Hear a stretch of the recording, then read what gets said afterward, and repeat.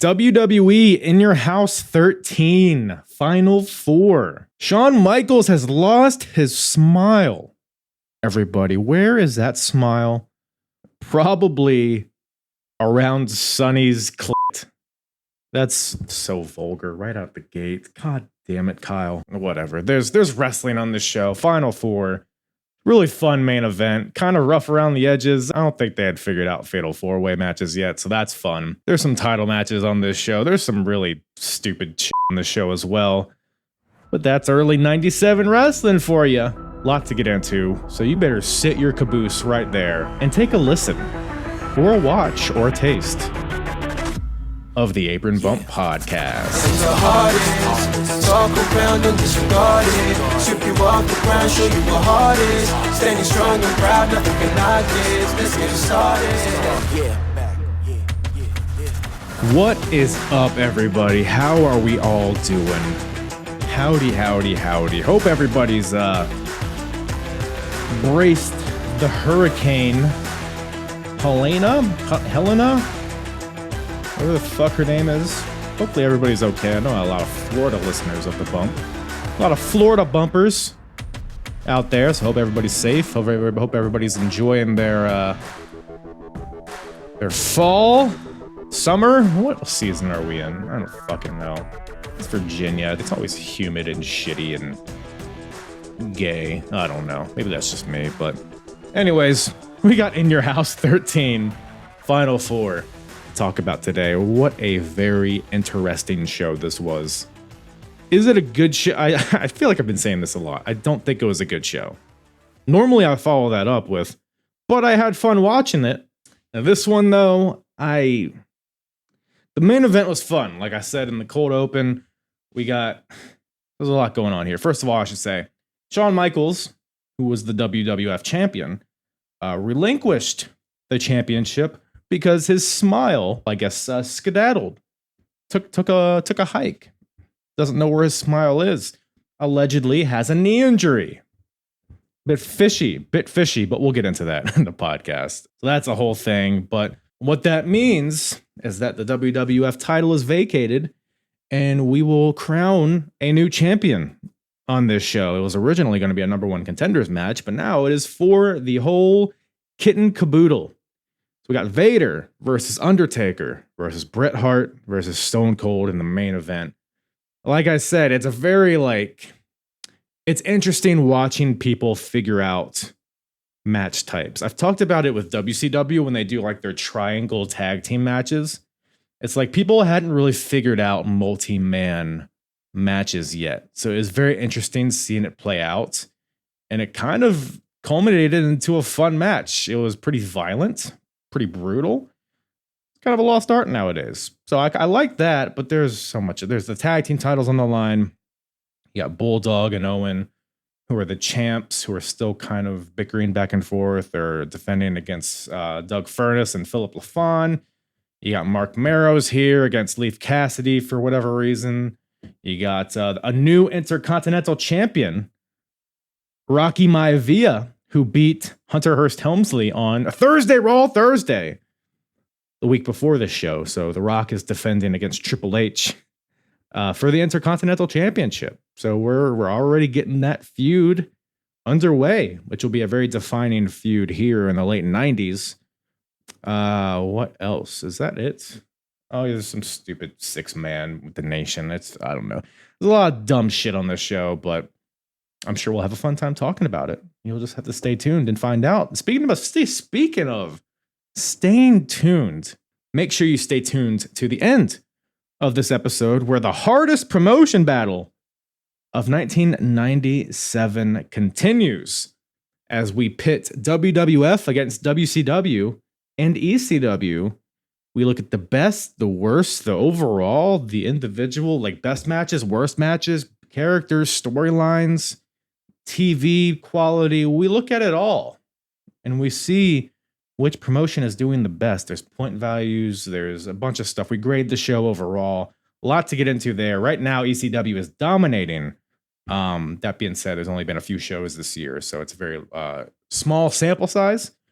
But that's where we're at here. So make sure you stay tuned and see what shakes up with that, whoever has the highest score at the end of 1997 will receive a purchase from the hardest part of the ring.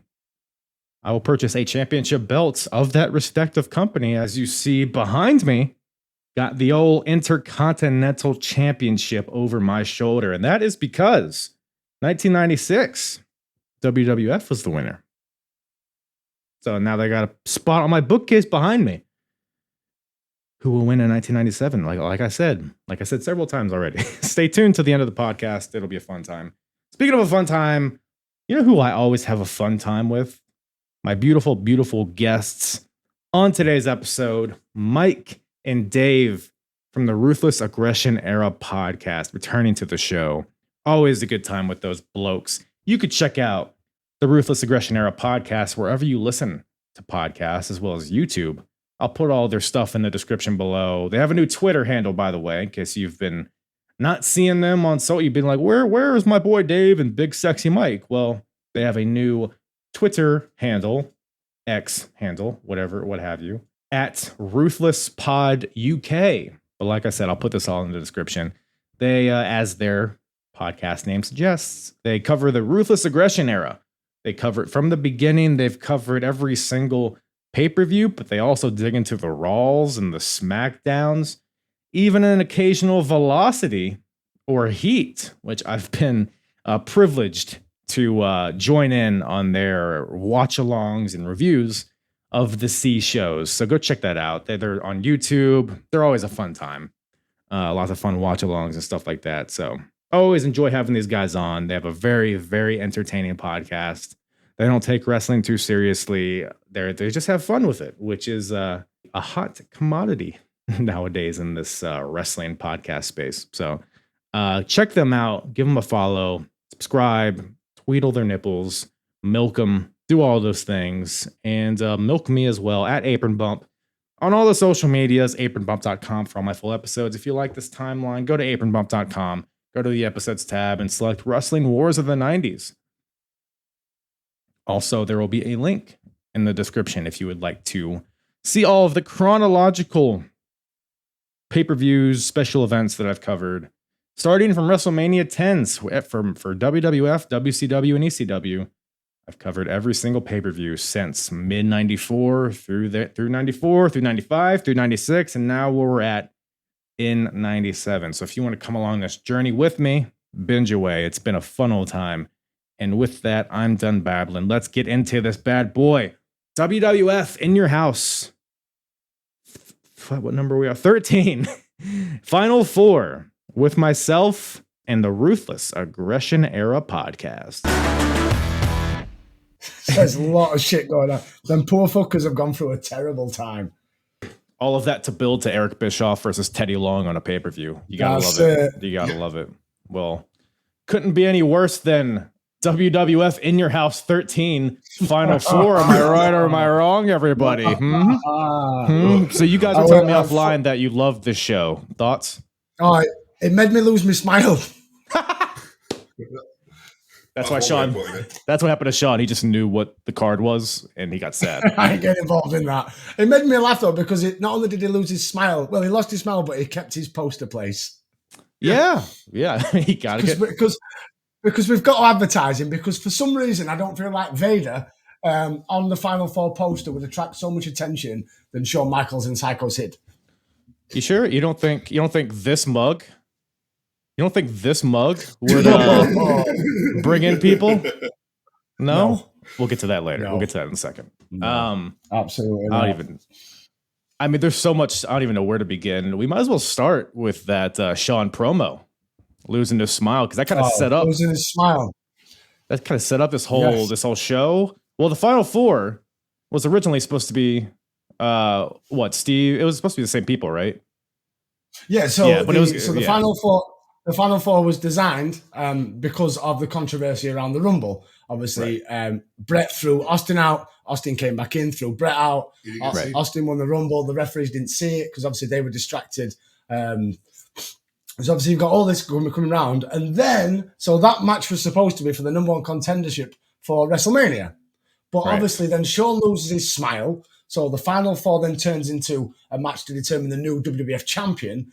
And then we somehow get to WrestleMania 13 where it's Undertaker versus Sid, even though Undertaker's got fuck all to do with this match.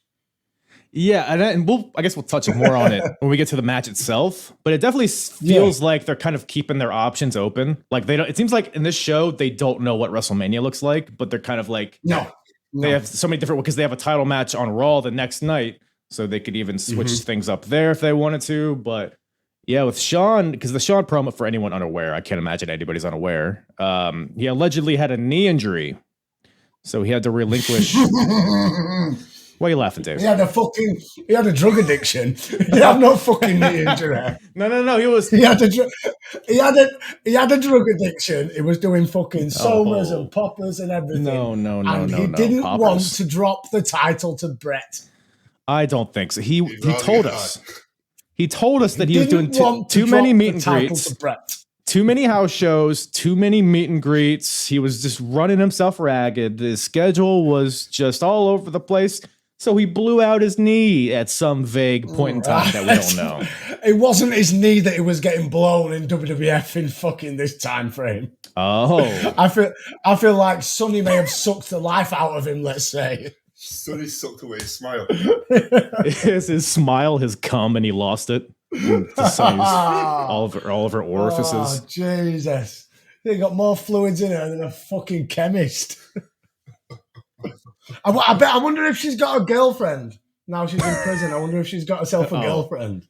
You got to think so. I wonder if we're having sunny days in fucking HMP, Florida. I don't know. It's dusk at this point. It's partly cloudy at this point in time in 2024. It's fucking grim. It's grim. Well, semen aside, that's how we are here. That's the deck has kind of been shuffled, even though I guess the match itself is kind of the same. It's just the stakes that have been changed, but more on that in a bit. But I guess overall, that losing your smile thing, do you think it was like, put yourself in that point of, were you guys watching live, by the way, at that point in time when he was doing that promo? I wasn't. I remember watching the promo, but yeah, I don't think I watched it live. I don't even think I watched it the same week, but I do remember being, what would I have been back then? 11, 12, somewhere around them. So I do remember the promo, and I remember believing that Shawn was like breaking down and he was very upset. And obviously it's only when you grow up and you realise that actually, no, he was fucking riddled full of drugs and he needed to fucking go away for a bit. And also he didn't want to lose to Brett. Because like in the moment, like he's crying, like he's got tears running down his face. It's like a pretty well spoken promo if you go back and watch it. Like the fans, they cut the fans in the audience that are crying.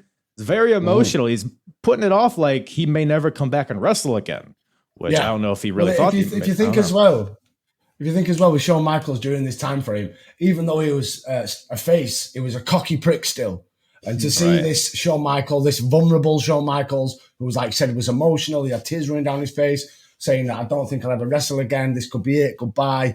And everybody in the crowd, like the camera kept panning to young girls who were in tears. Even men were upset. It was such an emotional time because it was how it was delivered. And that's just pro wrestling in a nutshell. It's all about the delivery. It's the presentation and the delivery. You all got sucked in. We all believed Shawn Michaels was injured. We all believed he might never, ever wrestle again. But because none of us knew that he was a fucking drug-riddled lunatic and needed to go away. Quick time.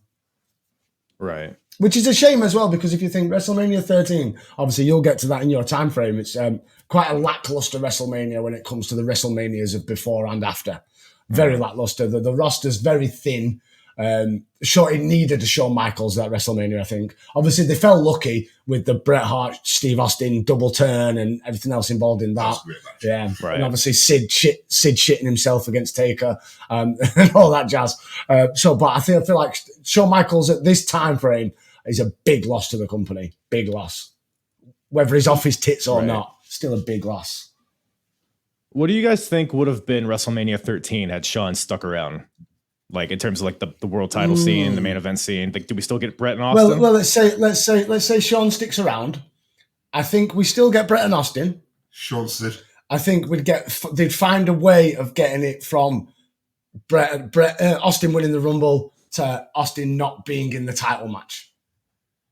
So right. I think if Michael sticks around still, we still have the controversy, we still have the Fatal 4. We still so let's say, I don't know, Bret wins it, so we go on to Bret Michaels at Mania again. It seems like that's kind of what they were building to. Yeah, or you could have Undertaker win it. Vader's got no fucking open. Fuck off. Yeah, fucking just a fat piece of shit. But yeah, so you could have gone Undertaker, but then obviously it's a weird one because if Michaels would have stuck around, somebody would have needed a new opponent. Because obviously Sid would have been probably against Michaels if Bret goes against Austin. So then what happens with Undertaker? Take a Vader. Right. Can we take a Vader? Yeah. Taker Farouk. You know they were kind of building, they were doing Nation Taker a little bit. They could have done Taker Farouk earlier. Definitely. Oh, that's something that we'll get onto as well, that this weird early incarnation of the Nation where Savio Vega's still Cuban, fucking Crust still looks like a hobo, and Farouk's just Farouk, and D'Lo Brown in a suit. He's just not wearing any dire straits, that Nation at this point. But, man, there's a lot to get into, so we might as well just jump right into it, boys. What does everybody want?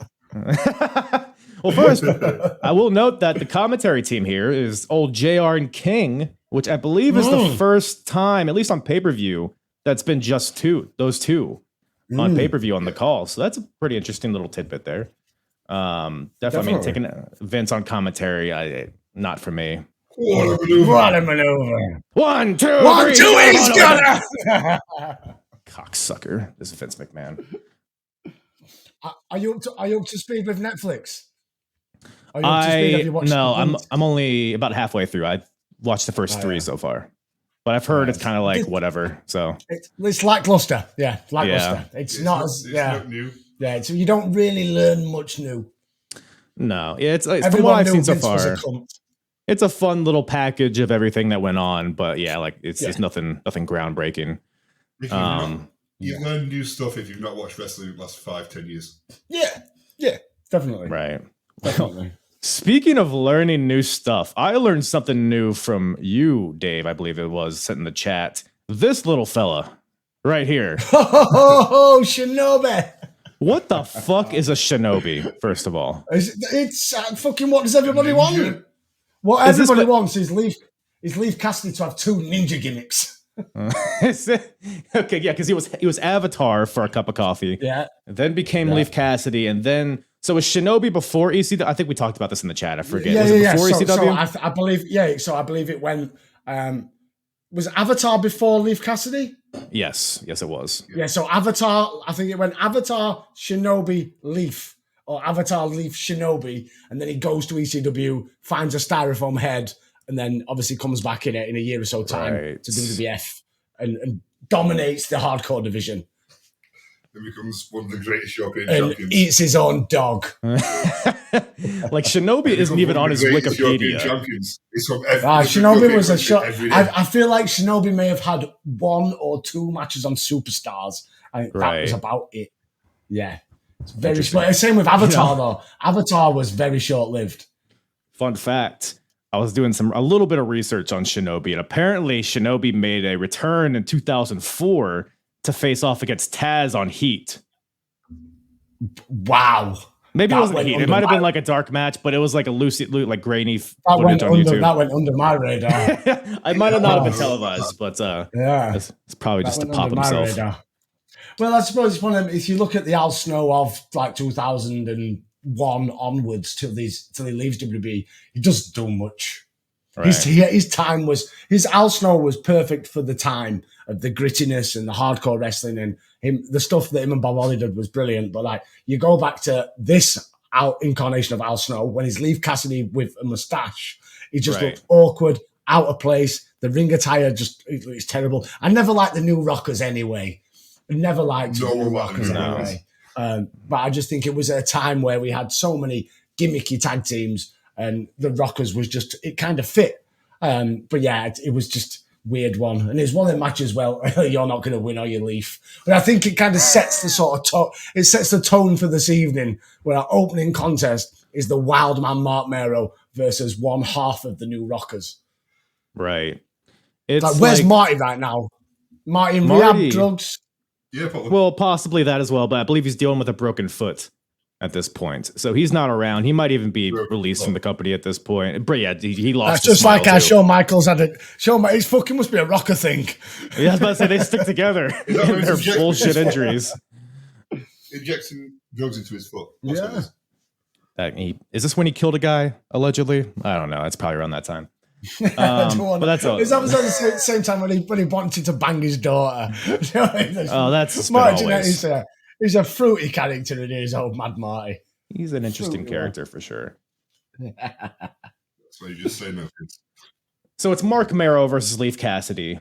Random ass match. No story here. It's one half of a tag team facing Mark Marrow, a guy that they're building up here. So we got an enhancement match on pay-per-view, which that automatically annoyed me right out the gate. Especially when it's an opening contest as well. It's like when you get a pay-per-view that's built off of heat. Yeah, but it's like heat bled over into the show. It's like you couldn't have like for example, the dark match for this show, by the way, was the Godwins versus the Headbangers, which I feel like you could have just thrown that. That could have been opening. That could have opened the show. The Headbangers would have got the crowd going. Right, and either team could win. It would have been fun. I don't know, but this match just because we need to get Sable on the show. That's it. That's really it. By the way, Sable's wearing sunglasses ringside, and Jerry Lawler alludes to the fact that she's wearing sunglasses because Mark Marrow beats her, which is very aggressive. Very aggressive.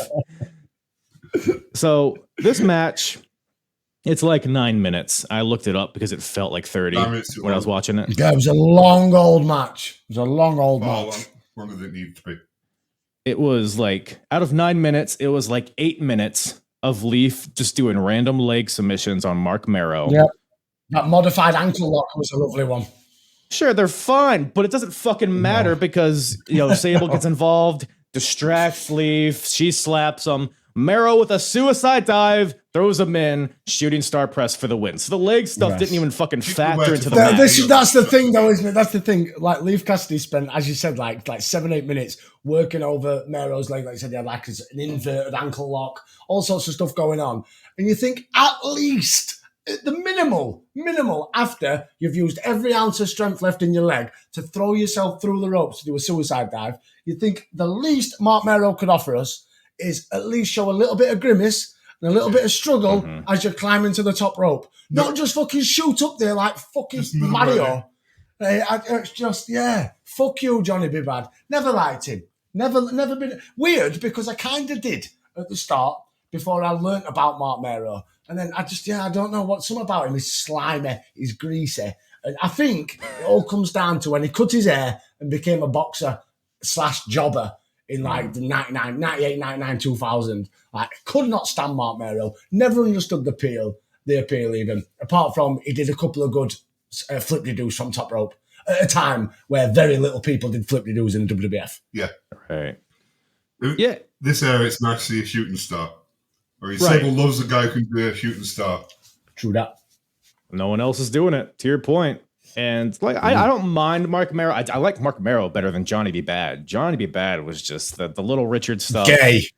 It was the I don't mind, be gay. Who cares? I don't mind. Like, I sent you a link called gay porn and you opened it, so you have no right to say anything. But I was disappointed when it was just this link, to be fair. Not gonna lie. Well, gay porn is subjective. It's we could be working our way there. Take tops off. So yeah, a really nothing match here. Pretty boring stuff, but just here to showcase Sable, here to showcase the shooting star. That's really ultimately all this is. Showcase Sable. Yeah, and also where the fuck she was on that distraction. Yeah, she just, I don't know. Leif went out there for no reason, and then she slapped him, but it was no I don't know. There's so many issues with that, but isn't Mark Marrow the face in all of this? Allegedly, and wasn't Sable doing very heelish things? Yeah. I think they're in a transitionary period for his character. I think so. I think we might be. I don't know when the boxer stuff starts happening. It's got to be. Is it around Brawl for All? Does it become the boxer before or after she pounds him? Before, because Miss Jackie gets involved. Oh no, yeah, before. Sorry, yeah, he is already hair short when she powerbombs him, when she beats him. But yeah, because Miss Jackie gets involved. SummerSlam '98, they have the match, don't they, where it's Jackie Lynn and Mero versus Sable in the debuting Edge. Right. That's SummerSlam '98. Good call. So it'll be around, I imagine, the summer of '98 sort of thing. Right. Yeah. Yeah, the opening match was fucking toss. Like 0.5 Mavens, if we're going to give it one of them. Like, to get you hyped for a pay-per-view, you're going to throw this out there? Like... No. Imagine if you're in attendance and you've just had the Godwins versus the Headbangers, and you've just had Leave Cassidy versus the Wildman. Like, God, this is a pay-per-view and a half, this is. Bring it on. Well, you know what could bring these people back up? Oh, the Honky Tonk Man. Honky Tonk Man. Yes, sir, for no... fucking well, actually, hold on. I would guess because it's at this point. Long side birds and my head slicked back. I'm going through your town in my mean Cadillac. I'm just a honky tonk man. He's a honky tonk man. I'm just a honky tonk man. He's a honky tonk man. He's a honky tonk man. He's cool. I'm cocky. I'm bad. Loved him. Can't beat some honky tonk. Even in 2024, if honky tonk came out, I'd pop. Loved honky tonk. You guys are just a couple of Yanks at heart. I knew it.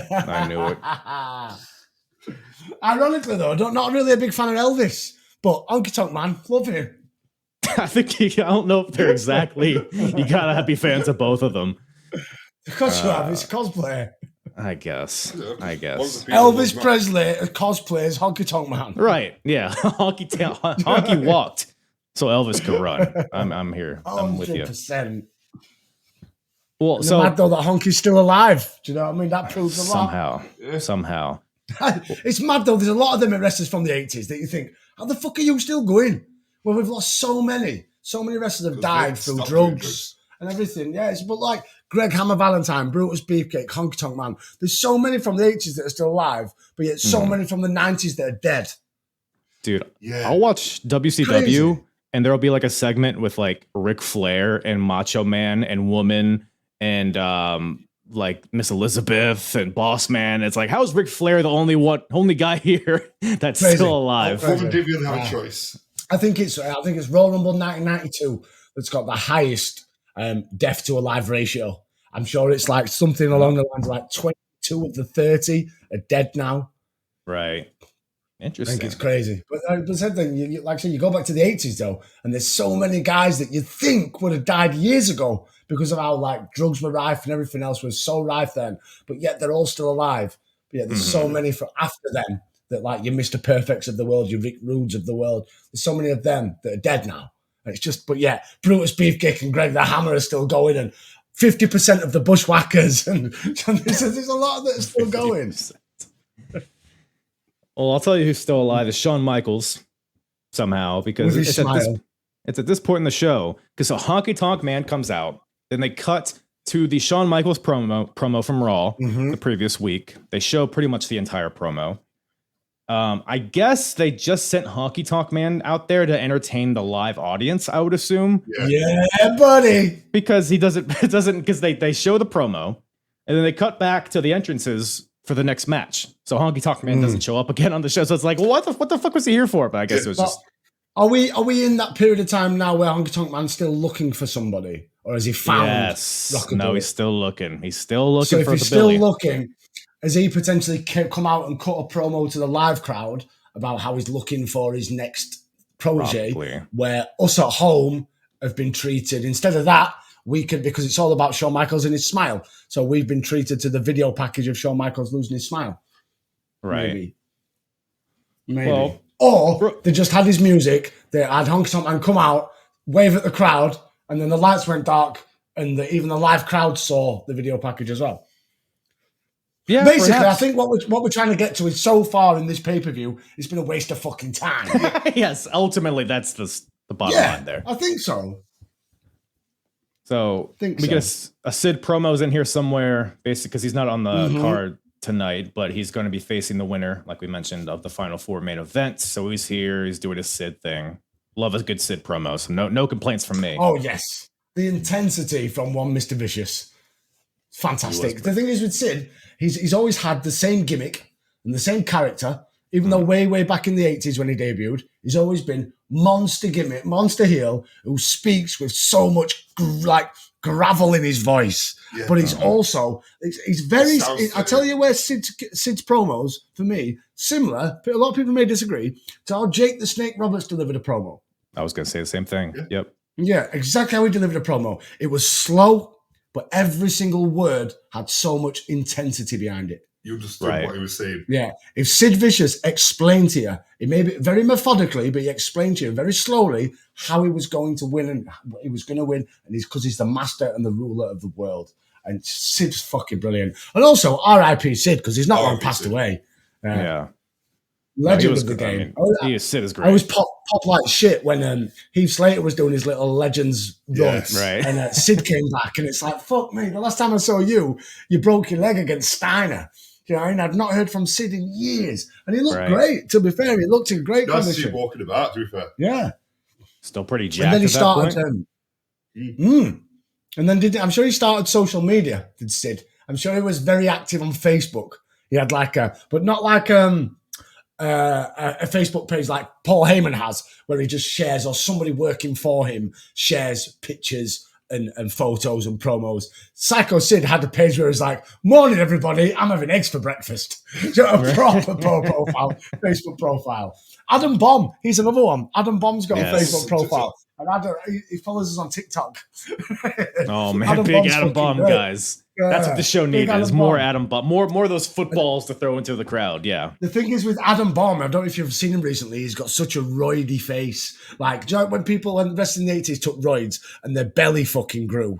Yeah. Well, Adam Bomb's had that much surgery to his face. He's got this round face now that's like nearly perfectly round. And he's got he looks like an 80s rock star in 2024. He's had so much work done. It's crazy. Adam Bomb. Let me get a look at this fella. Let me get a look at this. Oh, look at Adam Bomb 2024. You need to see that face. It is horrific. Okay. Yeah, he looks how like much work he's had done. Looks like a skeezy porn star. I don't know. There's something about him. Yeah. It's like you definitely paid these women. Untrustworthy. Yeah, he looks untrustworthy. Yeah. Yeah, it's not... Don't get in his car. No. I'll try not to. I think he's got a podcast. I'm sure Adam Bomb does. Every fucker's got a podcast now. I was about to say he's bound to have a podcast. I'm not going to lie, though. There's one podcast I am loving at the minute, and that's Undertaker's. The stories that the Undertaker's coming up with and come out with. Like, have you watched the episode where Maven was a guest? Yep. I have not. No, I need to watch it. You need to. You need to. It's brilliant because there's so many. Obviously, Undertaker's had like a 30-year career. So many stories that he never had the opportunity to tell because he was always in character. Mm-hmm. You can and some of his stories are brilliant. I'd highly recommend the Have you noticed how many times we're digressing because this pay-per-view fucking sucks? We gotta milk some content out of this show. I don't blame you. Fun fact. We've got to get an hour at least. I did go to Undertaker's one-man show back a year or two ago. That was pretty. It was mostly about his pre-WWE career. So it was pretty. It was like stuff I had never heard about. It was weird just seeing Undertaker come out in a t-shirt and jeans with a microphone. It's like, goddamn, I was out there. Like, it's bizarre. There's a guy. How much we're talking ticket prices? I can't remember. It was it was probably about what you would expect. It wasn't crazy. He came over to England to do a one-man show a couple of years ago. And there was a lot of controversy because, I think the cheapest ticket was about £150. Oh, it wasn't that much. So like $200 or something like that. Yeah, it was a lot of money, and that was the cheapest ticket. There was like a VIP ticket, which was like a meet and greet beforehand, front row ticket on the one-man show, and I think that was somewhere in the region of like £300-500. It was crazy, but this was the time where he just left WWE and he was making his own money on the circuit, and it was all like, do you know what I mean? So it was crazy the amount of money that it was charging, but people go. If I would have had unlimited funds, and the Undertaker never does this. And this is the thing with him. Like, if you want to hear Jim Cornette talk about wrestling stories, go onto YouTube. Right. There is millions of videos. You want to hear the Undertaker talk before he started doing this podcast? There's 1, 2, 3. Do you know what I mean? Where he's done the odd interview over the years, but he's generally usually been in character. So I can understand, like, I think if it would have been more affordable, I definitely would go to something like that. Definitely. Like, we went to the Mick Foley one-man show a few years ago, and I think that was 30 quid, 40 quid a ticket. Yeah, he just goes to like local comedy clubs and does his thing sometimes. Oh, he came to Sheffield United, who was the football team that I support. He came to our ground, into one of our business suites, and that's where he did his one-man show. Really? That's awesome. Yeah, but it was brilliant. He came out and he told, it was like an hour of him just sat there telling stories. Oh, it was fantastic. It was great. But it was also affordable because, as much as these guys are interesting to listen to stories to, the internet is a thing. Mm-hmm. I mean, so if you want to if you want to just listen to stories, go on the internet. If you want to experience seeing that person in person and it's not recorded, so they can be a bit more risque with how they talk and stuff like that, then these one-man shows are brilliant. Apps like the Inside the Rope shows, they're fantastic. They are. I love when they upload the clips onto YouTube. Oh, yeah. So, a meet and greet with Undertaker would be fucking amazing, I imagine. But the prices they were charging the last time we did it over here, fucking no chance, Mark. Well, tell you. I'm not that much of a mark for Mark to be spending that much money. When he came here, there was an option. I think it was like $300. It was for a meet and greet, but you could also go on stage with him and take a shot of Jack Daniels. Oh, see, I would have done that. I would have been all over that. I was tempted. I didn't because you can't justify that. But yeah, so he's at least figured out other stuff to offer to justify the price, I guess. But speaking of justifying the price, this match did not justify the price of this pay-per-view because, by golly, six-man tag. We got the Nation of Masturbation. We got Crush, Farouk, and Savio Vega versus... Yes. Quite a cast of characters. We got Bart Gunn, Flash Funk, and Gold Dust. So what the fuck are we doing here? So straight away, as Bart Gunn came out on his own, I was like, oh yeah, they split the Smoking Guns up, didn't they? Why is Bart Gunn? I hate when they do this with a tag team. They split the tag team up, somebody goes on to do something else, but the other half of the tag team just still looks like the tag team. Like going back to the Same Rockers. Music. When the original Rockers split up, Marty Jannetty was still the Rockers. Shield, Roman Reigns. Roman Reigns was still the Shield for years. Right. When the job, I think you need to, unless you're going to be take it serious. Like Bart Gunn was never going to be serious. Like they never expected Bart Gunn to be as hard as he was and win fucking Brawl for All, and then get knocked out in 5 seconds by Butterbean. They never expected anything for Bart Gunn. Hence why he's still just pew pew pew pew cowboy. But like I said, what a collective fucking cast. So you've got Bart Gunn, fucking Too Cold Scorpio, and fucking Goldust going up against Hobo Crush, Cuban Savio Vega, and why is Farouk not in that blue gear anymore? And who are all these black men in suits with them two rappers that are white? Well, I do. The match itself, first of all, I don't have a lot to say about it. We are the Nation. It's interesting that one of the nameless henchmen with the Nation is probably had a better career than anybody. 100%. In WWE, at least. D'Lo Brown's out there. Don't even name him by name. He's just one of the guys in suits with the Nation. Yeah. Hasn't wrestled yet, but Bart Gunn, Flash Funk, Goldust would be the only, maybe he had the better career than D'Lo, but outside of that, D'Lo is probably the most successful guy out here. But obviously, if we're going just WWF, because obviously if we're going company wide, obviously Farouk was world champion in WCW, but Ron Simmons was world champion. Farouk was never a world champion. No. Even though Farouk had a great career, he had a great, especially that last year of the run with the APA, it was phenomenal work.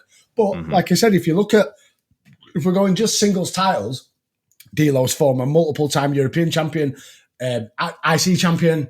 He was probably there'd probably be one or two more that would be in front of him when it comes to the king of the mid card in 99, 2000. When D'Lo Brown was at his hype, everyone loved his head wobble. Everyone loved D'Lo Brown's theme music. Everyone loved the fact that D'Lo Brown had his own unique moveset.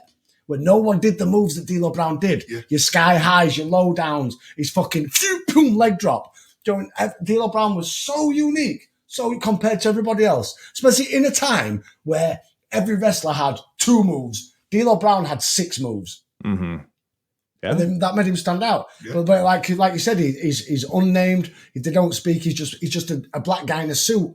So obviously Clarence Mason, He's another one that's just a black guy in a suit, but people knew of him because of his roles with like Owen Hart and the Bulldog and Camp Cornette and everything else. Where like D'Lo Brown, then you've got, what did they call them? PG-13? Yes, JC Ice and Wolfie D. Yep. Yeah. Who could forget? I mean, look, I love the presentation of the Nation right here. It feels like a posse is around them, Farouk with the hat and the jacket, and then everybody with the tuxedos around them. Like the presentation is cool, but some of the like Crush. Let's talk about Crush for a second.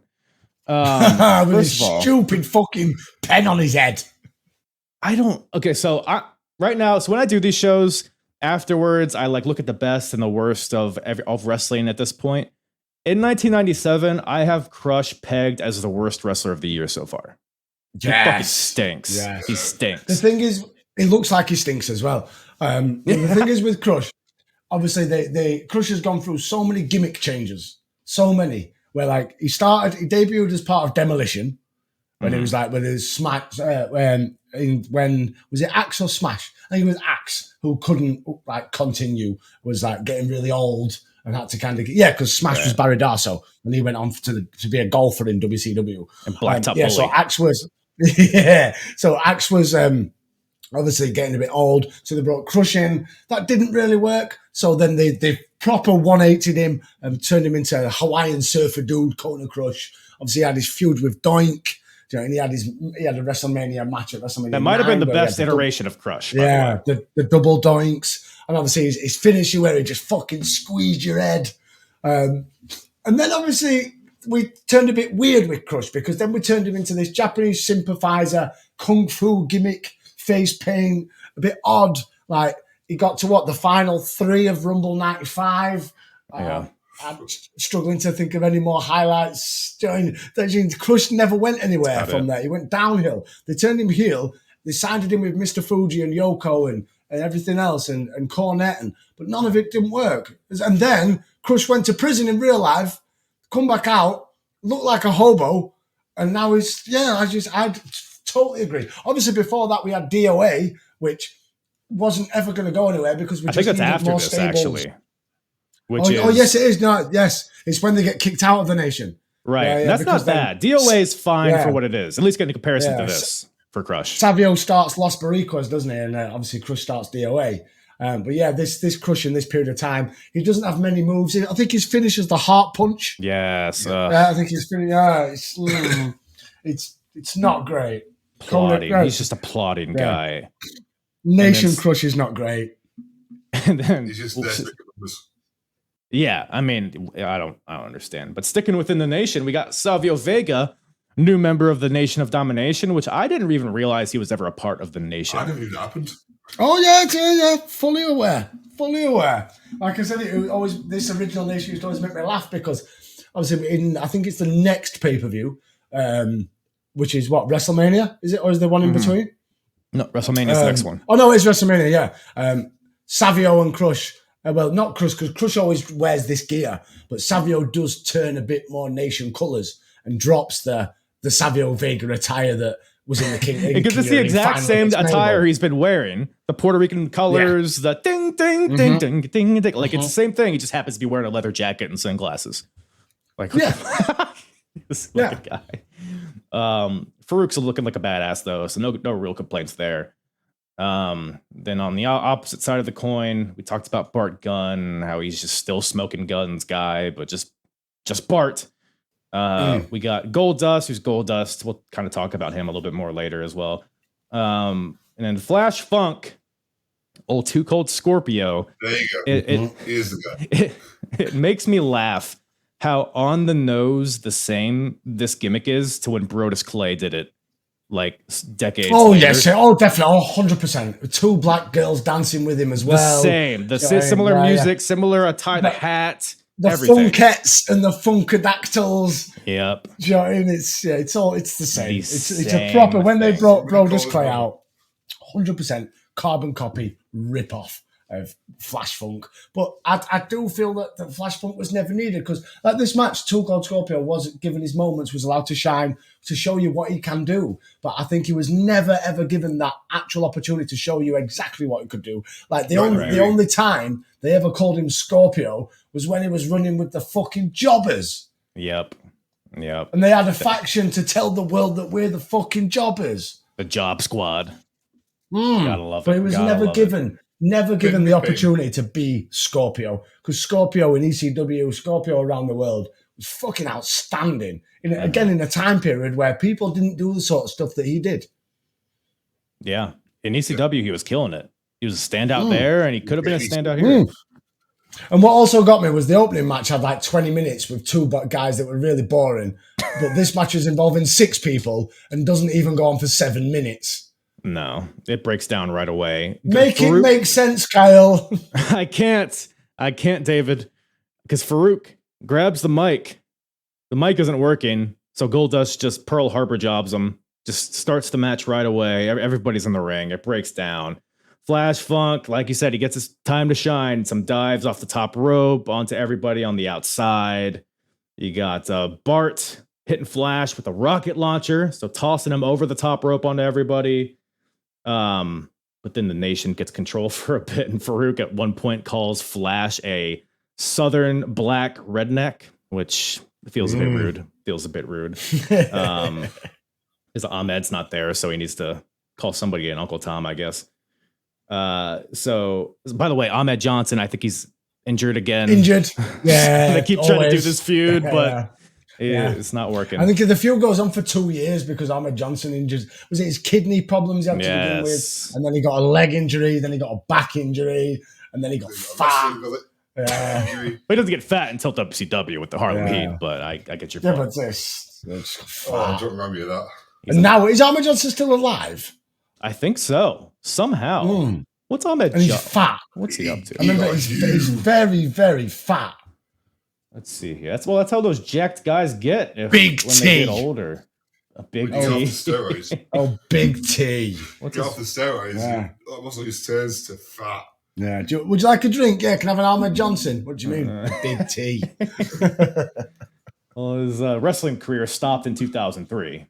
No, it didn't. It stopped in about 95. No. He was in the independent circuit.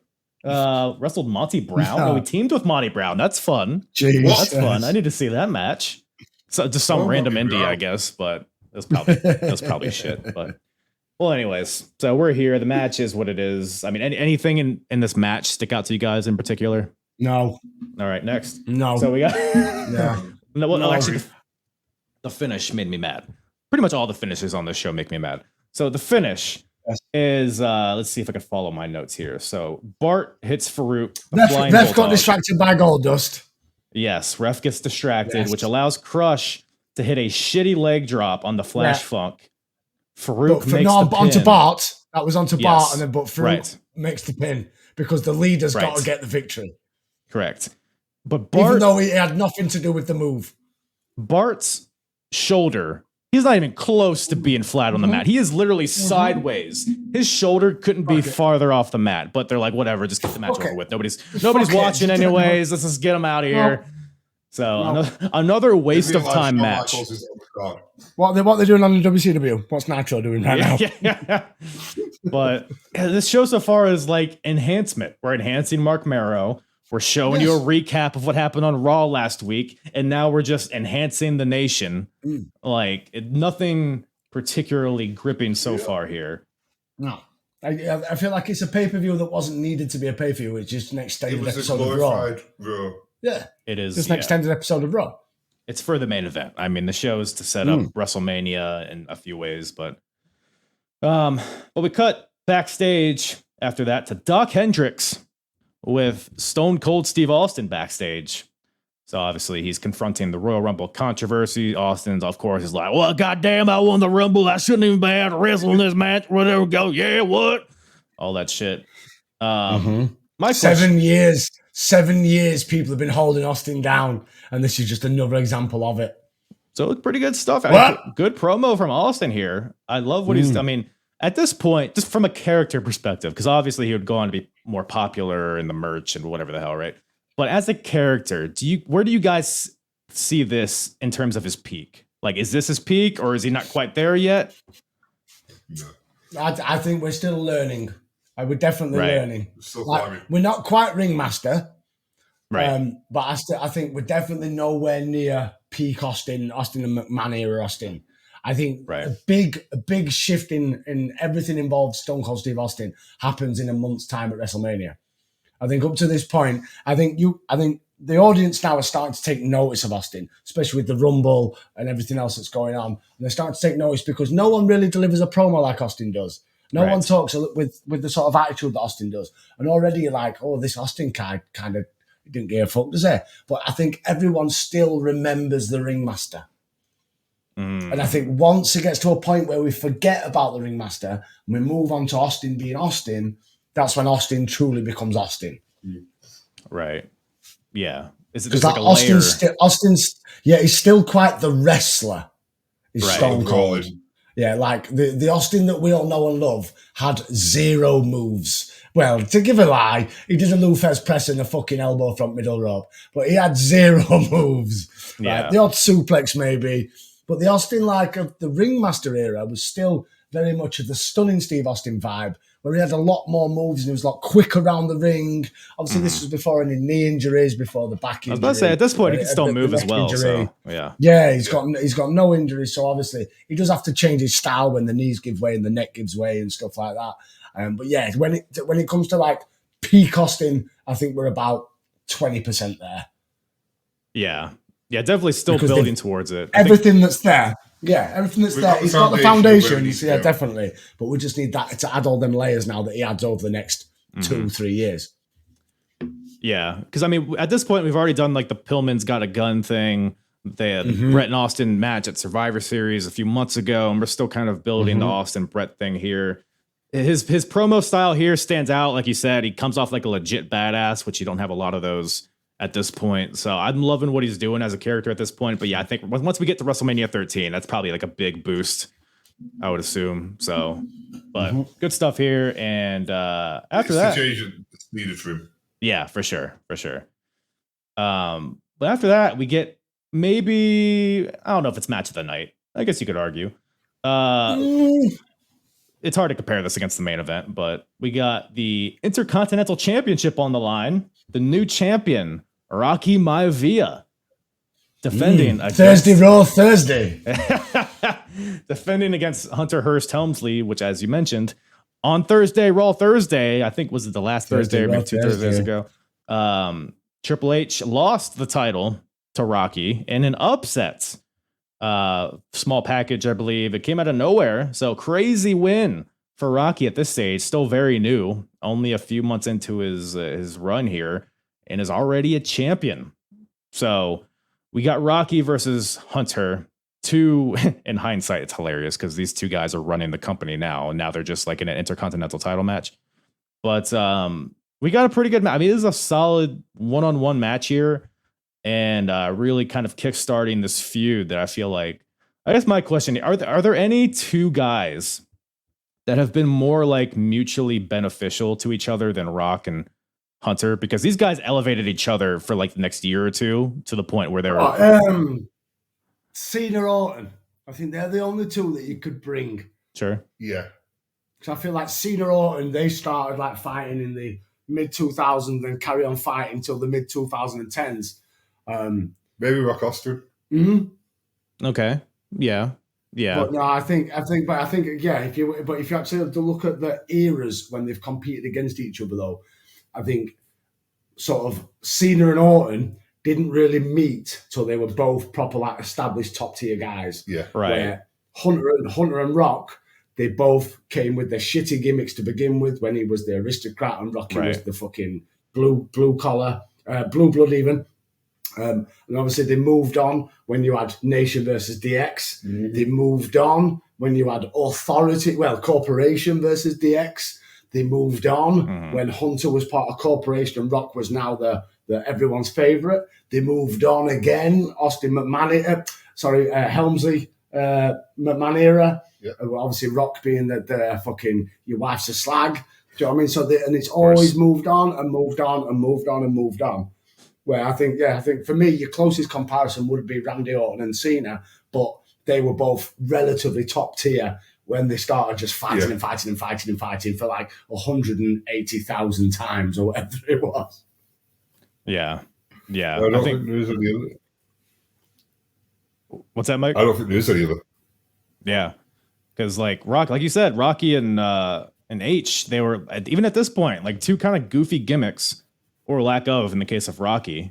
And like you said, eventually, like the next year, that ladder match at SummerSlam, I believe it was incredible, which took him to a different level. And then the corporation and DX, the Nation and DX stuff. And then you have, at some point, they're just two individuals that are at the top of the company facing each other. And now they're running the company. So it's just the most dramatic arc, I think, of any two people. Whereas, like you said, Cena and Orton were kind of already there at that point. But that being said, match itself is pretty good. Finally feels like there's a little bit of fire in these matches. Like the match starts with some like pie facey and they're like slapping each other.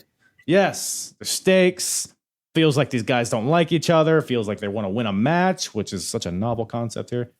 What would you think in a wrestling match that somebody would want to fucking win it? Insane. I don't know. What are you guys' thoughts on this one? I thought it was pretty good.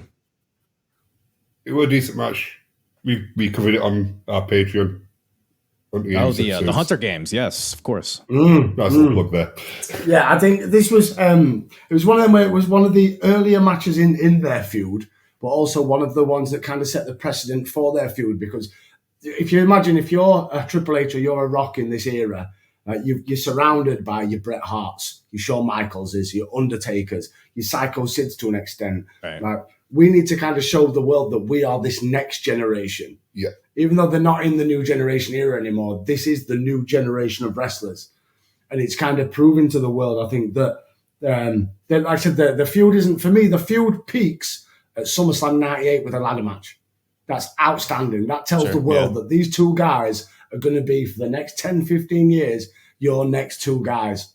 Yeah, for sure. Right, and I think, but for me, this was one where I was quite happy with the Triple H title run, but then obviously they want to push Rock, because obviously the Rock's got the family history, the name, the gimmick's got both his granddad and his dad's name, and you can understand why they want to push Rock as this new guy.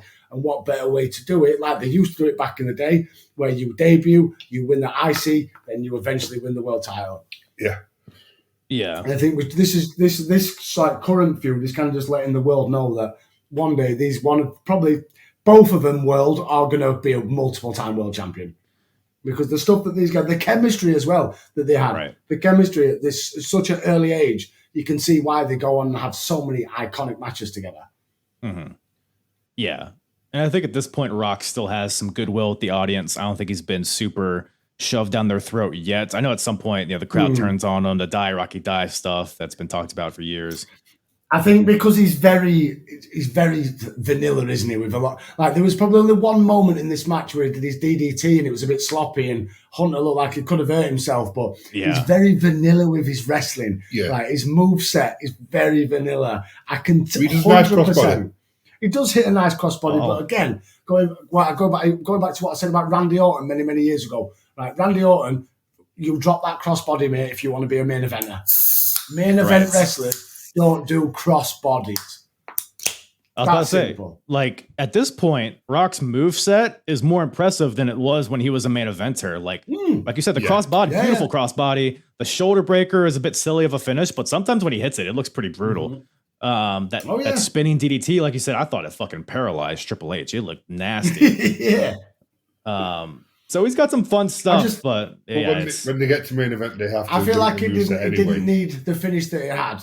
I feel like we could have had one of them going over cleaner than having Goldust obviously come out and the shenanigans and everything else and the distraction. Right. But I suppose that also then pushes the match on. We can have these two fight again. Yes. And obviously, but do you know what I mean? So it is one of them where a clean finish sometimes is not the right decision, because that's like the be all and end all of the feud. When we've got two young guys like this, we can easily push another 5-10 matches out of this in the next year. And definitely, they probably have no plans to end it at any point. So they kind of don't when you really think about it over the years. But so to your point, match comes to a point where Goldust comes out because him and Goldust and Triple H had been feuding for a bit, basically centering around Marlena.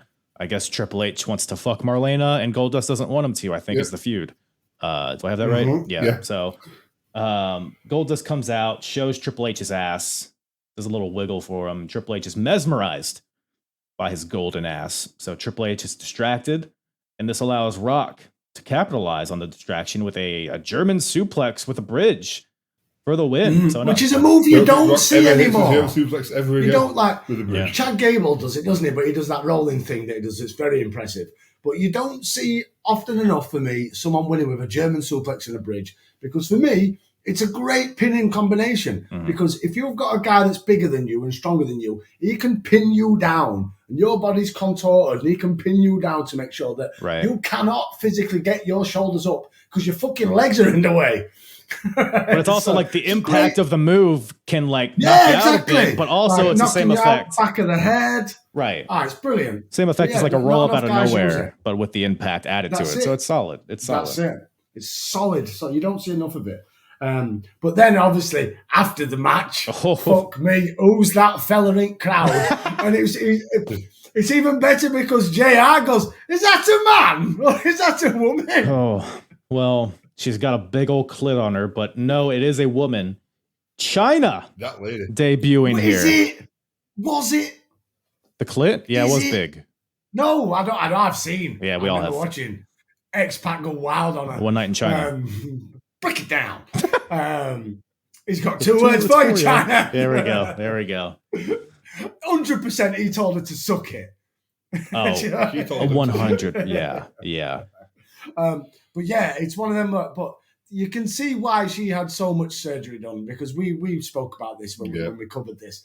The original Chyna, God rest her soul, right, was one ugly man.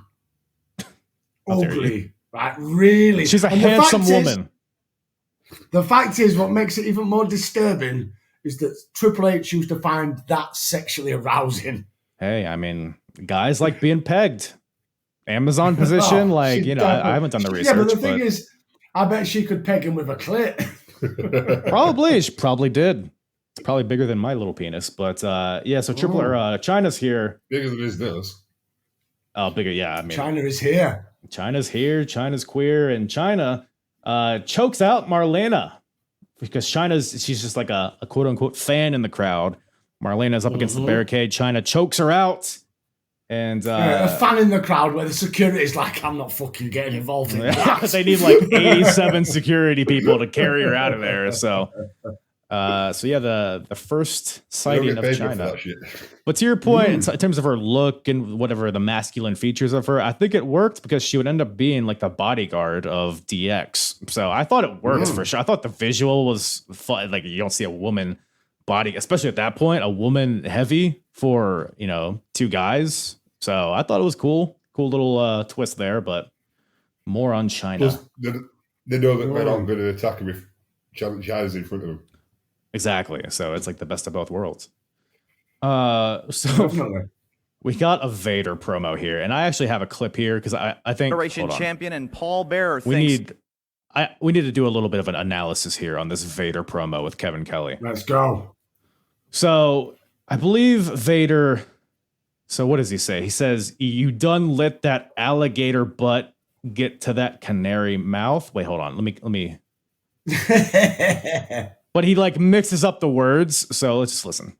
Federation champion and Paul Bearer. He's talking about alligators and canaries. Thinks it's going to be his man Vader tonight. Stone Cold Steve Austin. You've done let that gator butt. Canator. This is why this asshole doesn't talk. I'm a fat piece of shit.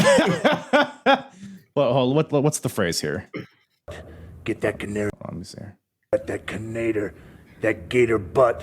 Get that canary mouth in trouble, brother. What does that mean? So he's got a gator butt with a canary mouth. Is he saying he's got a pretty mouth? Is he saying he talks too much? Because canaries go on and on and on, don't they? Oh. So is he saying he talks too much? Well, let me make sure I don't understand why. But what's the scary thing about having an alligator ass? Because for me, having an ass like an alligator would be very scaly. Does that mean he's tough? Rough. Like alligators get like he's a tough. Yeah, I think so. Yeah. I think so. We're going with he's a gobby little. He's a tough little gobshite.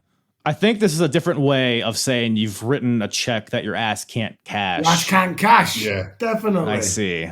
Okay, I think a more redneck version because he's tough on the outside, but on the inside he's a canary. I think is kind of. He's like an armadillo, crunchy on the outside and soft in the inside.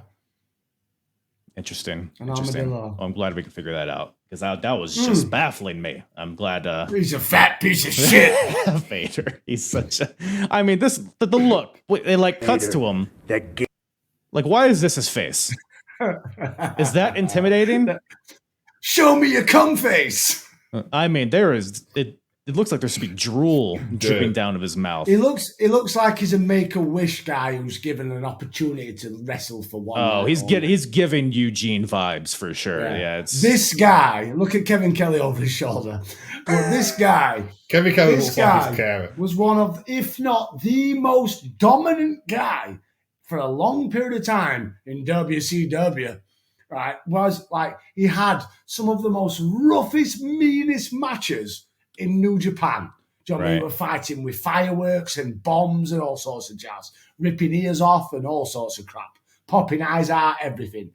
But he's a fat piece of shit in the WWF. He's a fucking. I don't know. I mean, that Shawn Michaels match. All down to Shawn Michaels and his fucking. I tell you what, it all comes down to Vader not being in position and Michaels jumping off the top rope and kicking him and going, "You fucking knobhead, get in position." Stupid. Yeah, and then he's gone back to Vince and said, "Nah, this big fucker's useless, you know." Ugh. And then that's it, because like Shawn Michaels and Vince used to like share drugs and penises and whatever.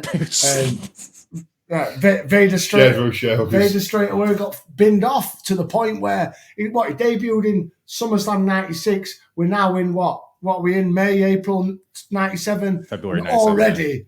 February '97 already is a terrible piece of shit. And it carries on to, Judgment Day in '98 when he's a fat piece of shit against Kane. Do you know what I mean? It goes on for a long time of Vader being crap.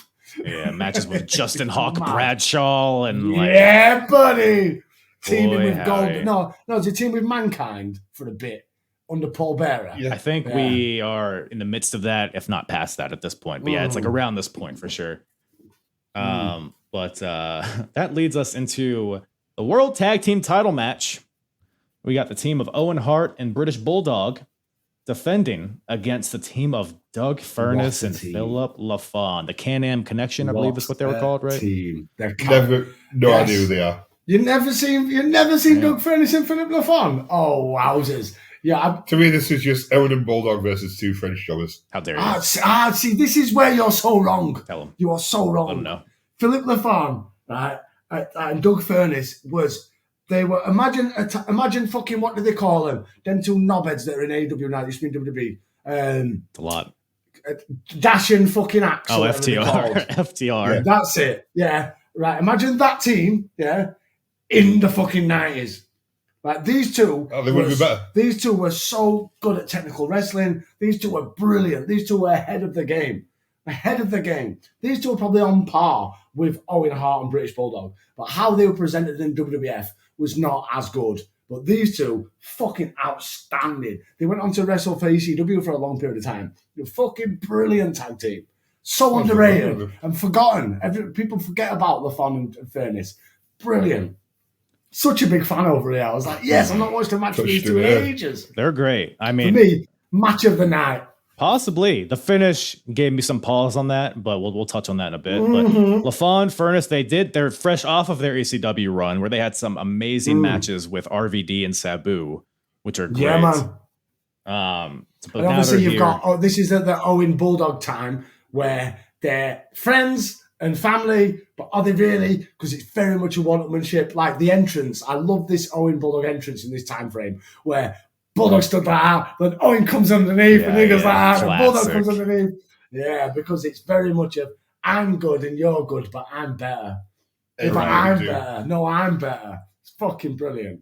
And obviously you've got, you had the Rumble where Bulldog and Owen, they had the little thing at the Rumble and he accidentally eliminated his teammate. Yeah. So they're very much are these two friends now. Can they coexist? Yeah, definitely can they coexist. Tag team dissension is what we love in our WWF. We love it. I've never seen this before. Never seen it before. But yeah, to your point, Owen eliminated Bulldog by accident in the Royal Rumble. So there's been tension for a few weeks, even though they've held on to the titles.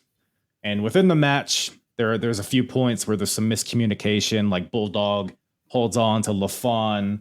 Owen goes for the spinning heel kick on LaFon, but Phil ducks and hits. And so Owen hits Bulldog by accident.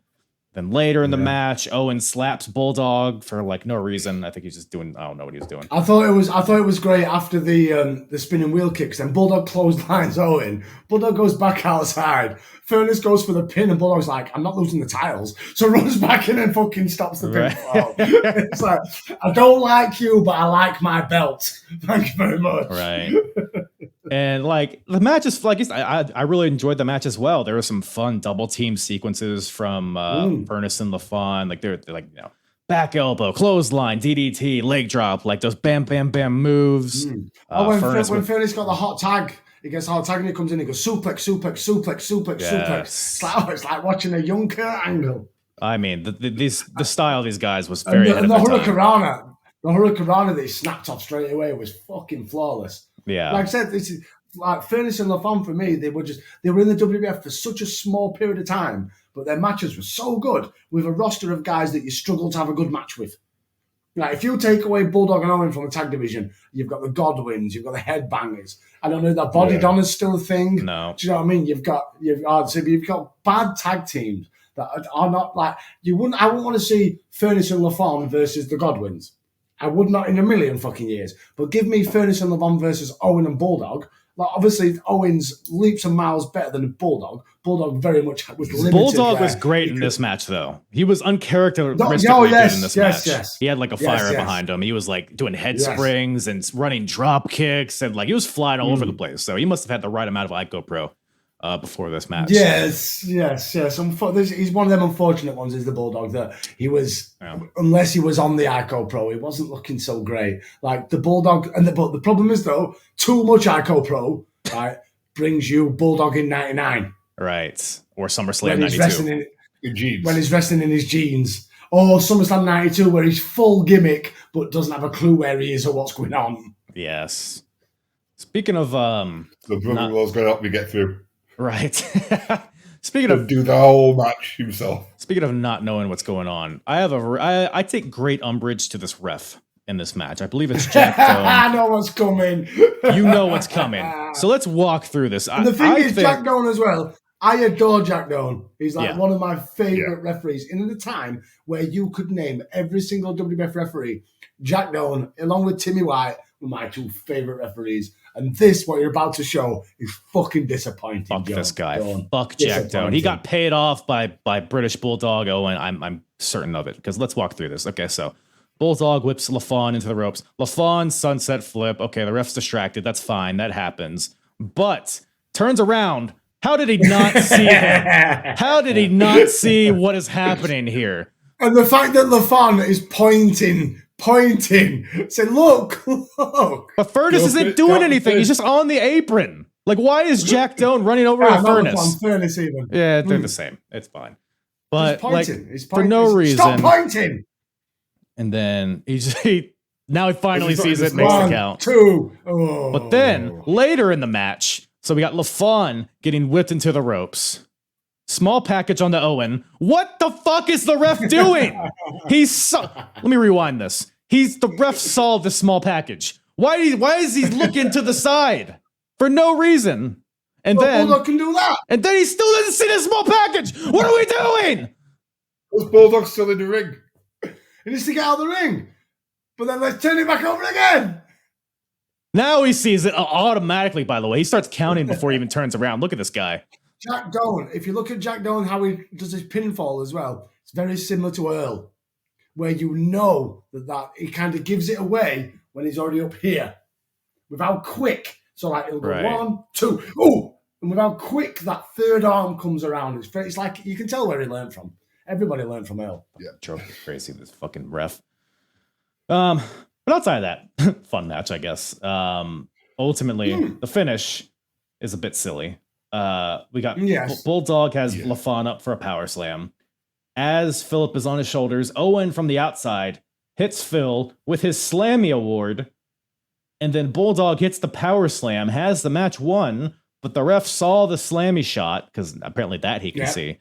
So they get DQ'd, even though they had the match won.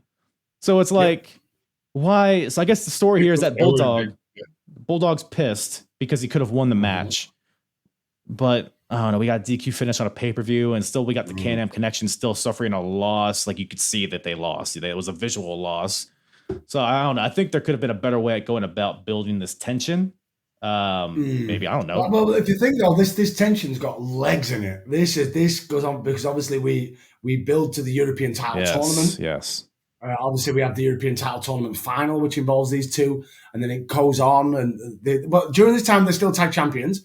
And then obviously it goes on to the point, which is for me, and I still go back to this, one of the greatest segments of Monday Night Raw history of me growing up as a child, where you've got Bulldog and Owen fighting in the ring, and you've got Bret Hitman Hart comes out. He's still like anti-Owen at the time, and he's still anti-them. We've not seen these in a ring together for ages, and he pushes him, saying, "What the fuck's going on? See, these people, they've made you fall out, me fall out. We're brothers, we're family." And then the Hart Foundation come back, and oh my fucking God, cock in hand and everything. Oh, all right. I agree good though. Stuff. It's good shit. It's good shit. Jack worthy for sure. Good shit. But yeah, for that match, solid. Like, if you want to watch a tag match from the new generation era, tag match. I would recommend a tag match involving these four competitors. I really would.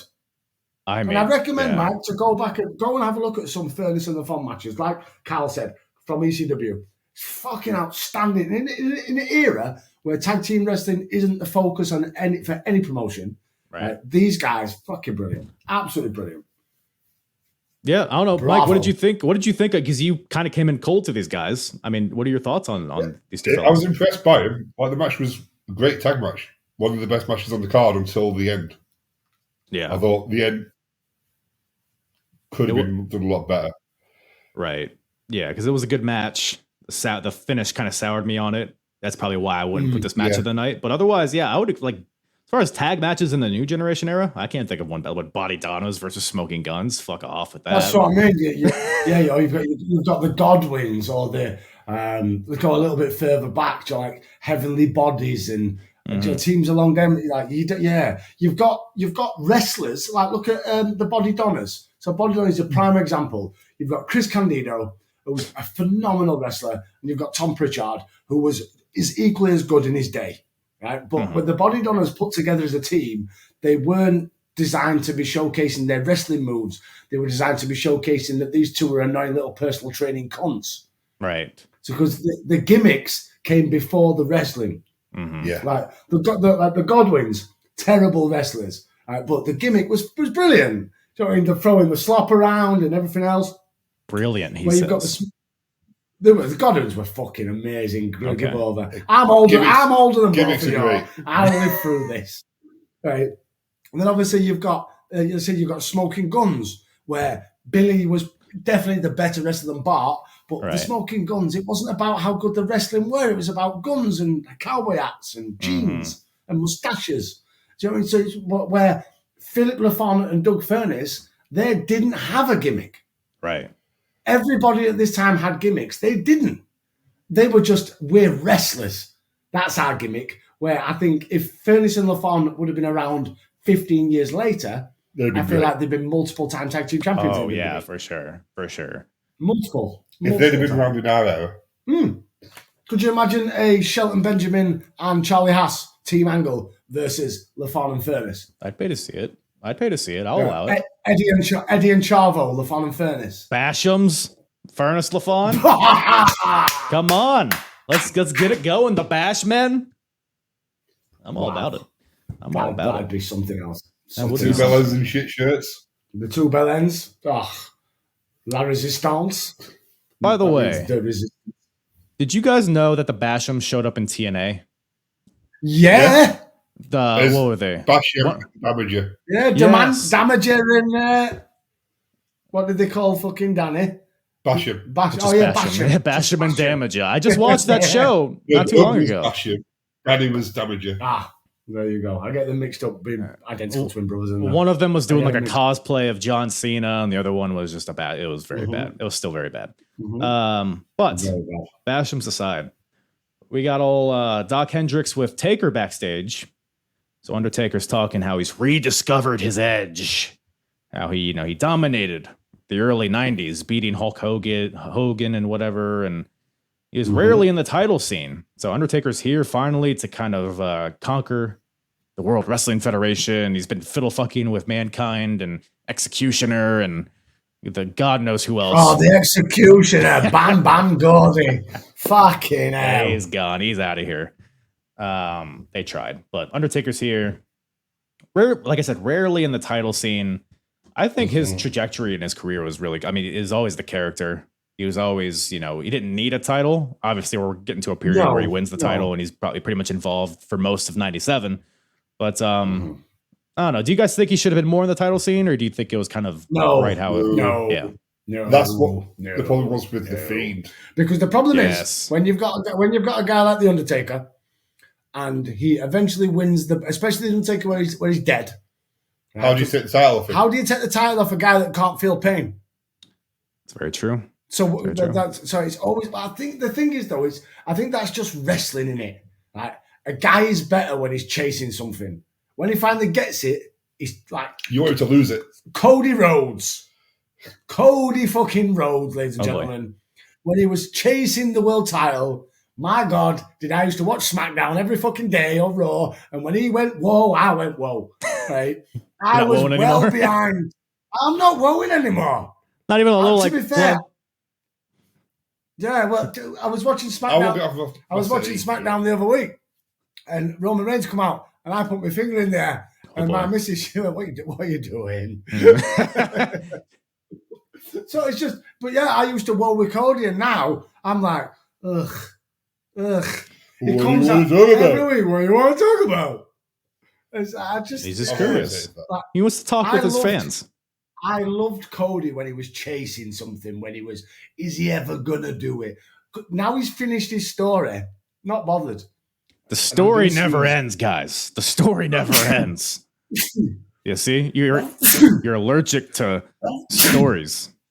Maybe. I'm allergic to Cody Rhodes and his bullshit. I can't wait for him to lose the title. How dare you? And then maybe go a bit darker, go a bit healer, and chase after it again. Put a mask on his face again, maybe? Yeah. Undashing? Well, undashing Cody Rhodes. Let's get it.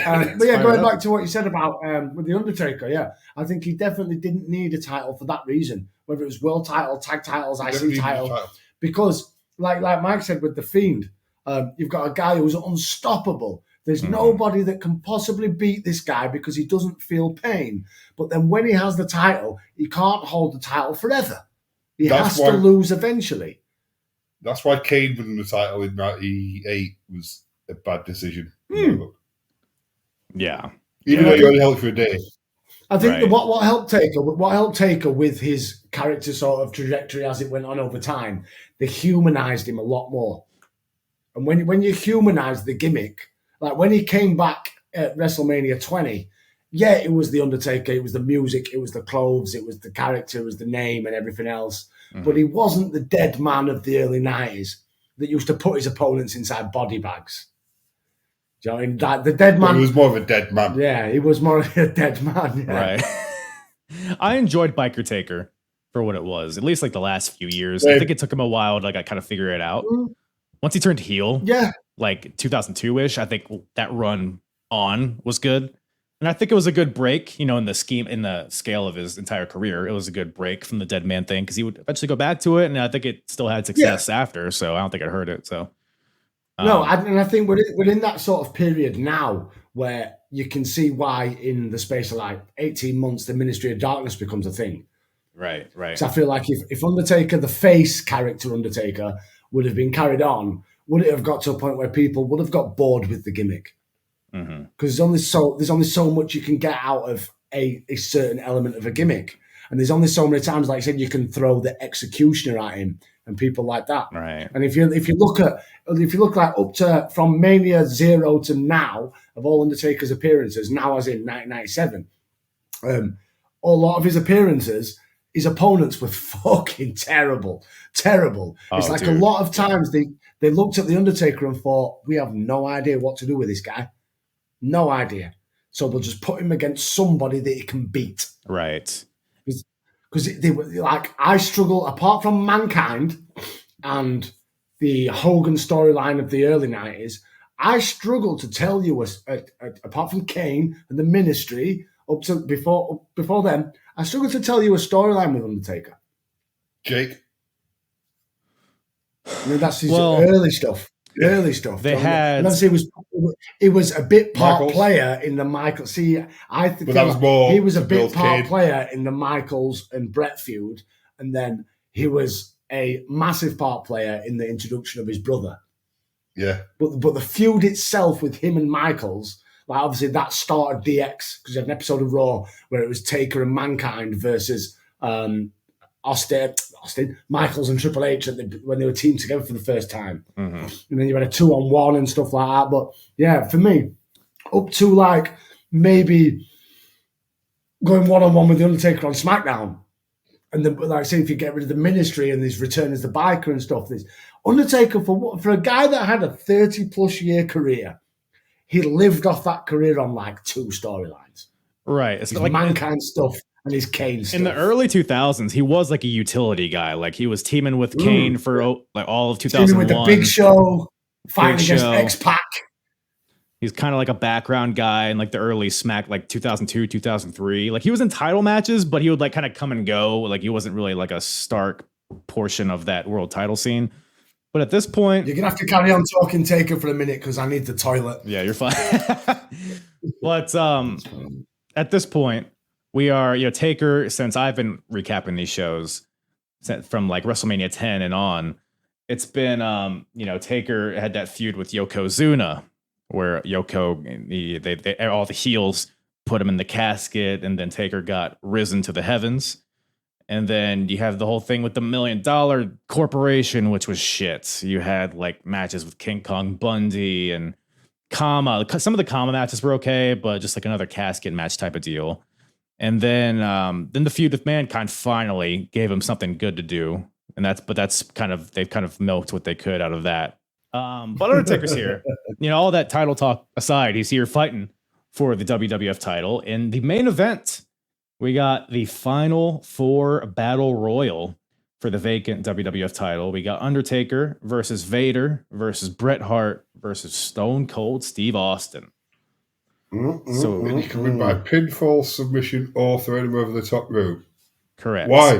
Why all 3? Yes, let's get on to this, the rules of this gimmick match. You guys didn't like it? So, it's a fatal 4-way elimination. Now, I love, in any multiple man match, I feel like if you don't have an elimination and it makes it one fall to the finish, not a fan. Never been a fan. Elimination. Like even back on the old SmackDown games, if there was a way of changing it where it's a multi-man match and it's elimination, I love it because you've got so many different elements that you can throw into this. Because if you've got a couple of faces and a couple of heels, the face is always going to go first. So you can have 2 heels against the face. And then you've got that dynamic of the face coming back.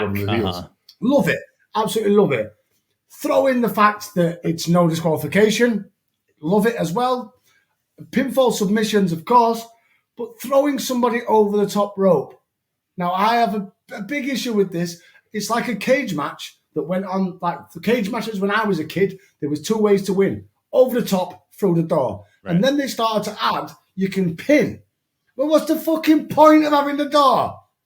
Well, and it's the same concept to this. It's supposed to be the Final 4 from the Royal Rumble. So this should pick up where the Royal Rumble stops. Right. So the only way to eliminate somebody in this match should be over the top rope. No pins, no submissions, over the top rope. We can still have it no DQ, but over the top rope is the only way. Interesting. Because it's supposed to be a hang-off from what was the Rumble. and all this controversy because of the Rumble. But like in the Rumble, you don't have over the top rope and a pin or submission. Right. Well, and the worst thing was this match went on for like 45 days and fuck all happened until like the last 5 minutes. Well, hold on. Here. We play devil's advocate for a bit.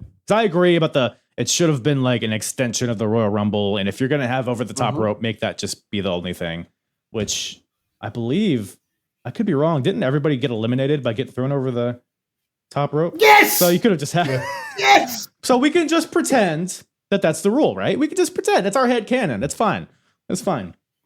But not having it.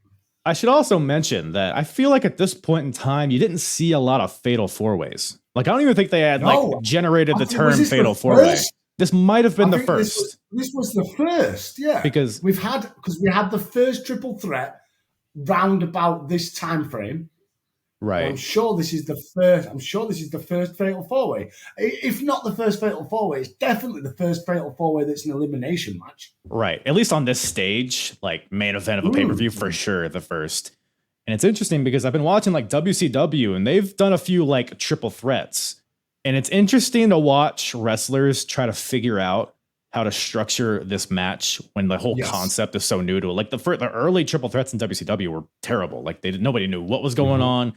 Legal person, what's that? I don't know.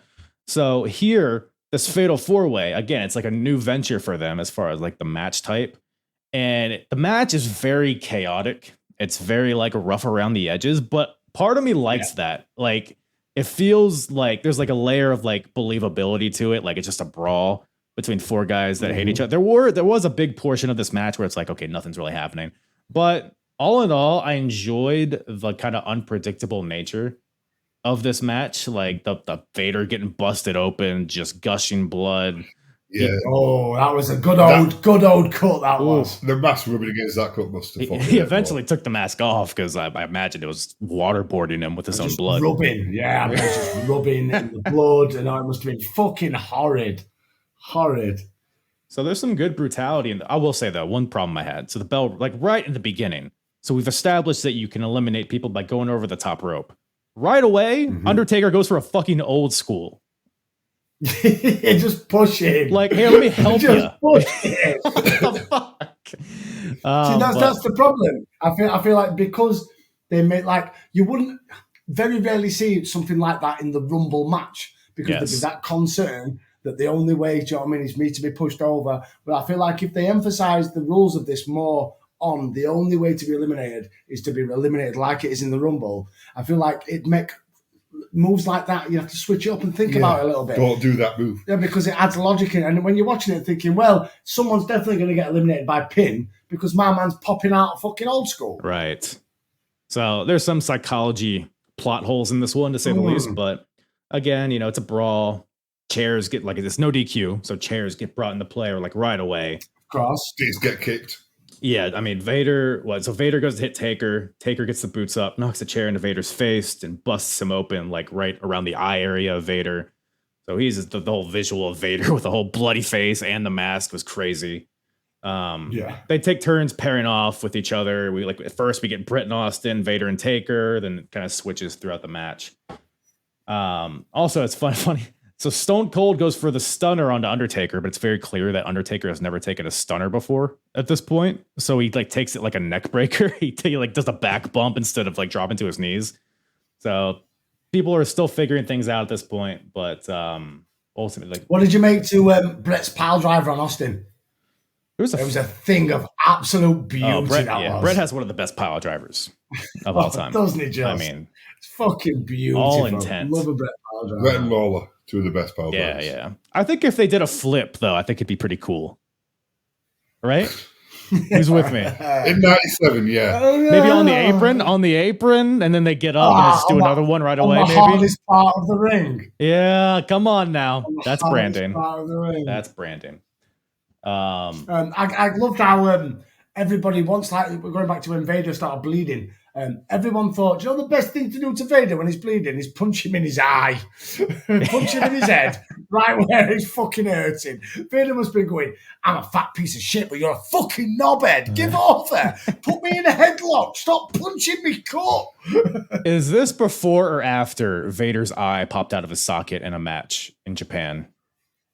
After many years after. Right, I thought so, yeah. So maybe that's just where his vulnerability is. Stan Hansen? I think it was Stan Hansen he was fighting against. Yeah. So it was back in like the late 80s, yeah. But yeah, it was brutal, absolutely brutal. Like I said, it baffled me how the match, because what did the match go on for in total? It was like half an hour? It had to be. The first elimination was like 18 minutes. I feel like it took a while. For a fatal 4-way elimination, it took a hell of a long time. Like everyone was kind of getting the spots in. They were all over the top. Yeah, like Austin at one point, it was running rampant. It was like the Ruthless press was coming out like Carl said when he went to do the stunner onto Taker. But I just feel like it took so long to get to that first elimination, and then within 4 or 5 minutes, the match was over. Yeah. Right. But I feel like we could have had an early elimination of a face. And then had the two heels on one face break down for 15 minutes. And then the face then throws one heel away. And then it goes down to the final two. Then obviously the face wins. Yeah. So, but I feel like in order to do it that way, you'd probably have to have Stone Cold Steve Austin lose first. He'd be the first one eliminated. Yep. Yeah. And then you maybe have... what's Brett right now? Is Brett still a good guy? It's kind of a blurry. He's mainly a good guy. I would say it's like 70-30. So let's say we have Taker eliminated early doors, and then we have Vader and they're on the beatdown onto Brett. Brett being the face that can't take it. Everything. So you got Austin and Vader beating down on Brett. Then maybe he eliminates Vader, and then we're down to Austin and Brett. I don't know. I just feel like you could have, instead of just doing how they did it, because how they did it was 20 minutes of just everyone beating up each other and with blood and some very good moves and strong, powerful moves. And then you literally had, like I said, in the last 5 minutes, it's out you go, I'm champion. Especially the final elimination was shit, so shit to crown a new world champion. So, to your point, so the whole match was 24 minutes. 5 seconds. Wow. The first elimination came at 18 minutes and 9 seconds. 18 minutes. There you go. The next one, 5 minutes, 6 minutes. The next one was 23 minutes, 33 seconds. And then the next one was like a minute later. So yeah, to your point, it was pretty much all 4 guys involved in most of this match. And then it was just boom, boom, boom eliminations for the most part. I didn't mind how they went about it. So like I said, there's at any given point, there's at least one pair fighting on the outside, maybe in the crowd, in the aisleway. Up against the steps. Every other fatal 4-way. Right. So it's just like 2 pairs of singles matches happening at any given time, which is like nowadays it'd be like 2 guys knocked out and then 2 guys fighting in the ring. So they're still kind of like fine tuning how this like 4-way works. But I agree. A lot of this is kind of like a mindless brawl. At one point, just nothing. Just punching 2 each guys other. fighting on the outside, 2 guys fighting on the inside, rather than 2 guys fighting on the inside. 2 guys just having a chill.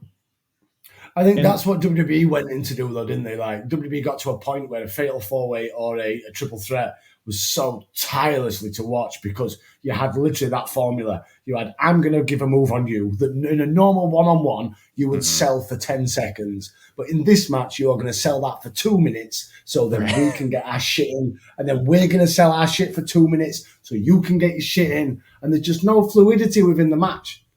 Like the match, the fact that these matches aren't real and they're scripted, the fact that they can't script it in a way where everyone's involved, and if you're down for a reason. You're not just down because we need them two to do a move, and I'll be back in 30 seconds like no's happened to me. Yeah, I think in modern times. Yeah, definitely. They've kind of I feel like this match didn't have that. This match they did have, like I said, because you had 2 good guys, 2 bad guys. So sort of 2 sets of guys that were in feuds together, and everybody had a reason to be in this match. Mm-hmm. And obviously because of the Rumble as well, even more everybody had a reason to be in this match. Right. I just feel like we wasted so much time. This whole pay-per-view, we wasted so much time. If you think the opening contest and the final contest combined was nearly like an hour. Right. Yeah, and it's like, you know what I mean? The show was just paced so weird overall because there were jobber entrances all over the place. Like Triple H got a jobber entrance, Leif Cassidy got but it's like they were in a rush. Like, for what reason? Like, what do you got to get to? Like, you have time. Exactly. I don't know. But this match is going on here. And like I said, around the 18-minute mark, Brett eliminates Stone Cold over the top rope, kind of just out of nowhere. You know, it just didn't feel like there's a lot of build to it. It's just like, oh, he's gone. But I will say the crowd was super into it. Like, on these eliminations, the crowd was into this stuff, especially in the finishing stretch, like the last 6 minutes or so. So what they were doing worked to some extent. So Austin's out of there. At this point, Vader finally takes his fucking mask off because he can't see or breathe, I would assume. Paul Bearer on the outside. Definitely both. Definitely. Undertaker's on the outside. Paul Bearer hits him with the urn because they're still feuding, I guess. Bret Hart, the crazy superplex onto Vader when he could have just pushed him over the top rope, but I digress. Of course. But why would you do such a simple thing like that, though? Insane. But Austin's still here. He's back. He wants Bret Hart's ass. What? He beats up Bret Hart on the outside. What? No Rumble, what? Vader, what? Blood, what? He takes umbrage to Mr. Bret Hart. In the ring, Vader goes for the Vader bomb onto Undertaker, but Undertaker sits up and hits him with a huge uppercut right to the asshole of Vader and knocks Vader over the top rope from this asshole punch. Eliminated Vader and the crowd explodes. So Vader's out of here. Austin's out of here, technically. So now we're just down to Undertaker versus Bret Hart. And Austin's still here. He's still trying to crawl in the ring. He's still trying to get at Bret. He even tries to pull Bret over the top rope like Hogan did to fucking Sid back in the day. Undertaker goes for the tombstone onto Bret, but he's distracted by Stone Cold. This allows Bret to roll up Undertaker because you can still win by pinfall. So there's a close 2 count. So there's some good drama here towards the end. It was a close call. But Austin's still fucking here. He's still distracting both guys. He distracts Undertaker to the extent where Bret is able to clothesline Undertaker over the top rope and become the new WWF champion. So every elimination. Correct decision. Sure. But definitely I was going into this. I thought Taker was going to win because he does. He does in a month because this is where it all gets fucked up. So, are you aware what happens after this? So tomorrow night, no. Sid beats Bret. Bret's a champion for a day, and then at Mania, because Taker, I can't remember exactly why he got put into the main event. Let me tell you why. There's no reason. No, there is. No. There actually is. And I can't for life of me remember. It's something, I think it was Taker, something with a Rumble. Or where was Taker? What position was Taker eliminated in the Rumble? Oh, I don't know. I don't think he was the last one eliminated. I think it was one of the last ones. But I feel like there's a reason. Either something happens somewhere between this event, the Raw where Sid beats Bret, and something else. I'm Googling it right now. Why the fuck did Undertaker wrestle at Mania 30? So I watched this Raw after the fact, and they already announced that Undertaker would wrestle the winner of Sid and Bret. So they had already established that the night. But there was a reason why.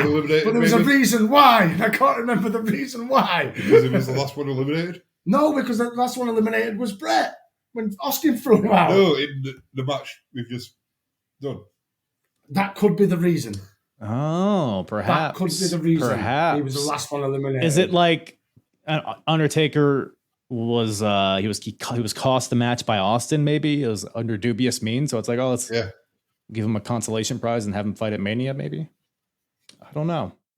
But that's where we're at. Bret is the new champion. We'll go on to face Sid tomorrow night on Raw, and we'll end up losing to Sid on Raw. Spoiler alert. Sid was owed a title match from Michaels losing his smile. So obviously they fought a Survivor Series. And obviously, they were spotting. Well, look at the fucking poster for the pay-per-view. Sid and Michaels were supposed to be having a match. What?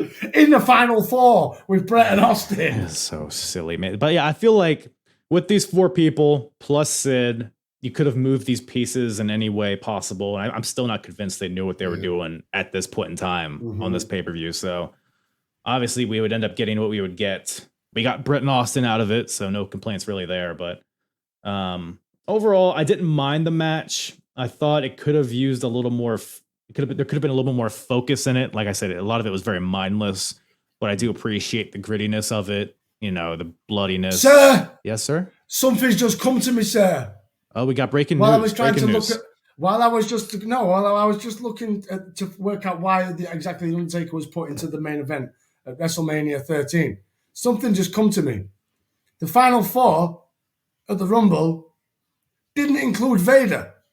Yeah, it wasn't fake Razor in the final or fake. It was Kane, fake. It was fake Diesel. Fake Diesel, yes. Fake Diesel was in the Final Four.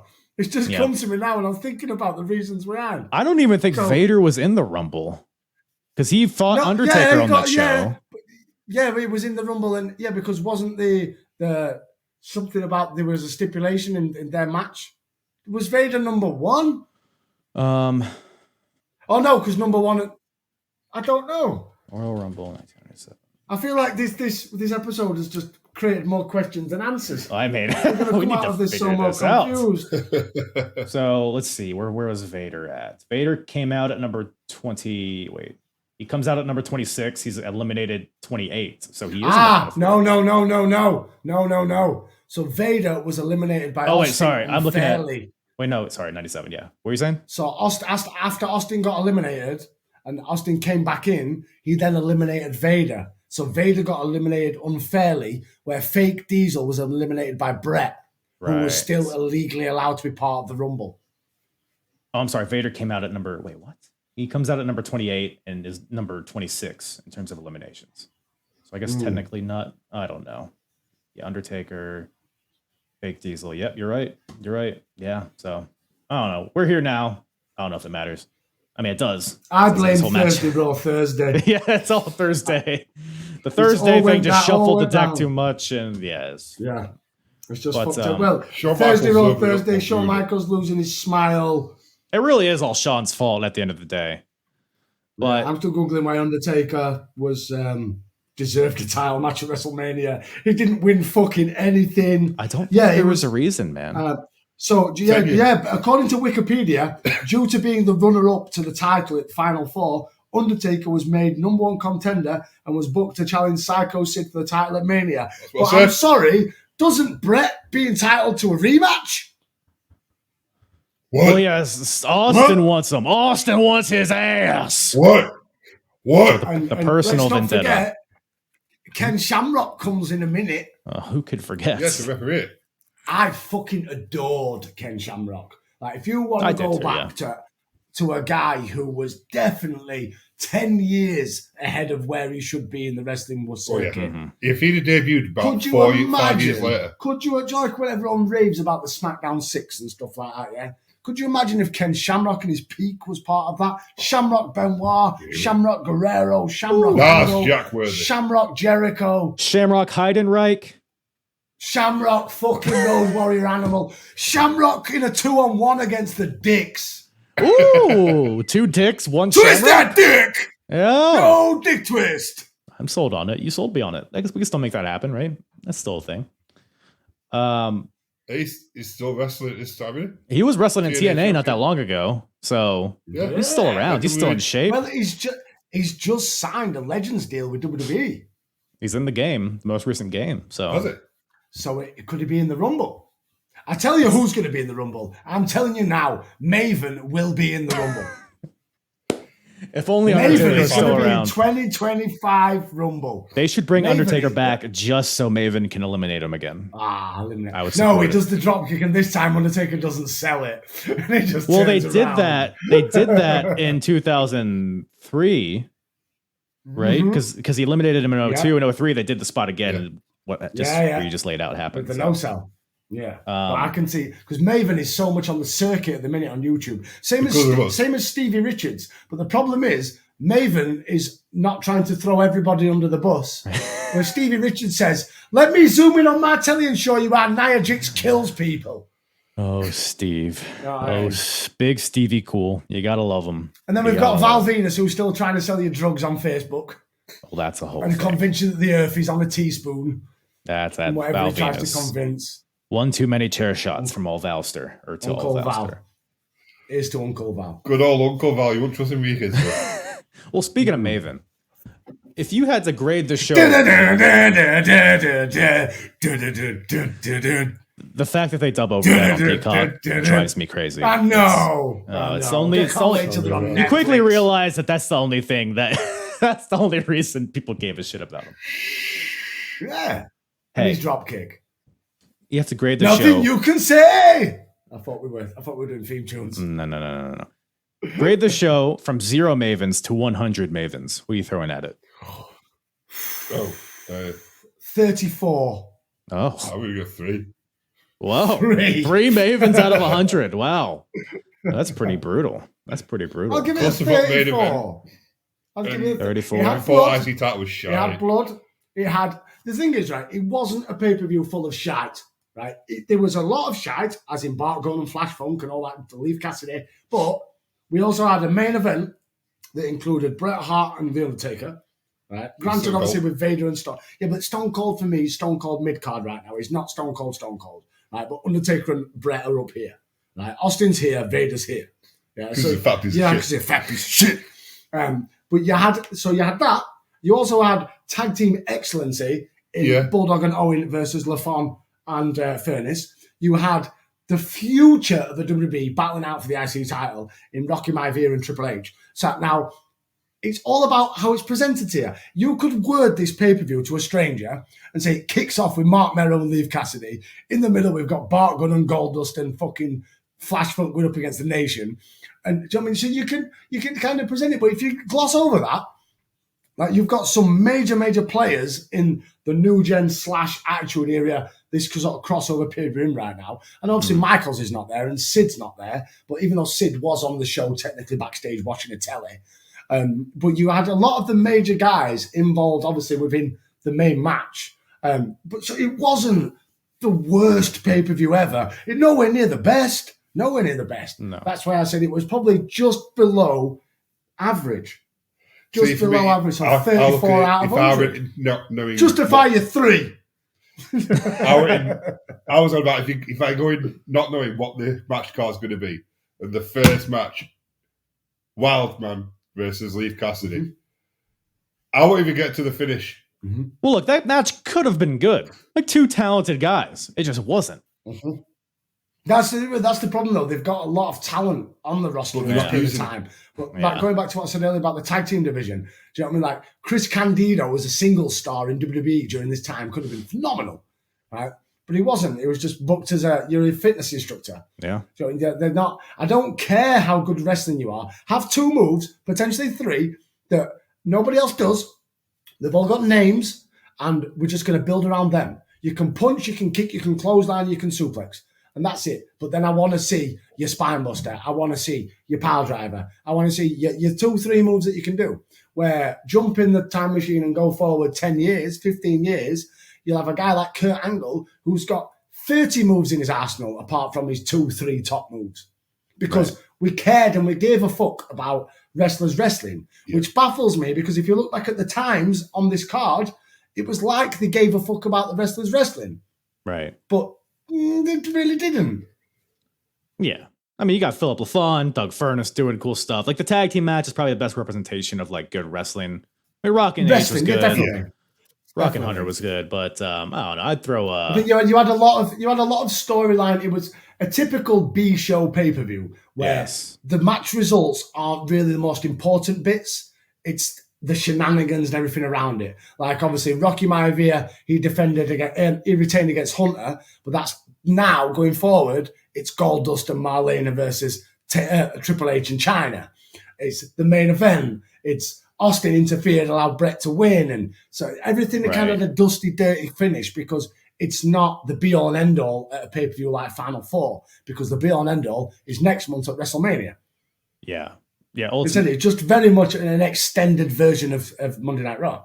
Yeah, it's just here to be the last pivot point to WrestleMania, and I think for that purpose, I think it served it decently. Absolutely. It was a good pay per view. It wasn't the greatest, but it wasn't. It was unoffensive. Sure. I think that's the best way to put it. Yeah. Is unoffensive pay per view. It had giggles, it had laughs, it had jokes, it had serious, it had blood, it had patheticness. It kind of everything that this time scale in WWE offered. Hence why currently I still think we're in that period where WCW are annihilating the WWE every single week in the ratings. Annihilating them. Yeah. Because it's WWE TV isn't great to watch.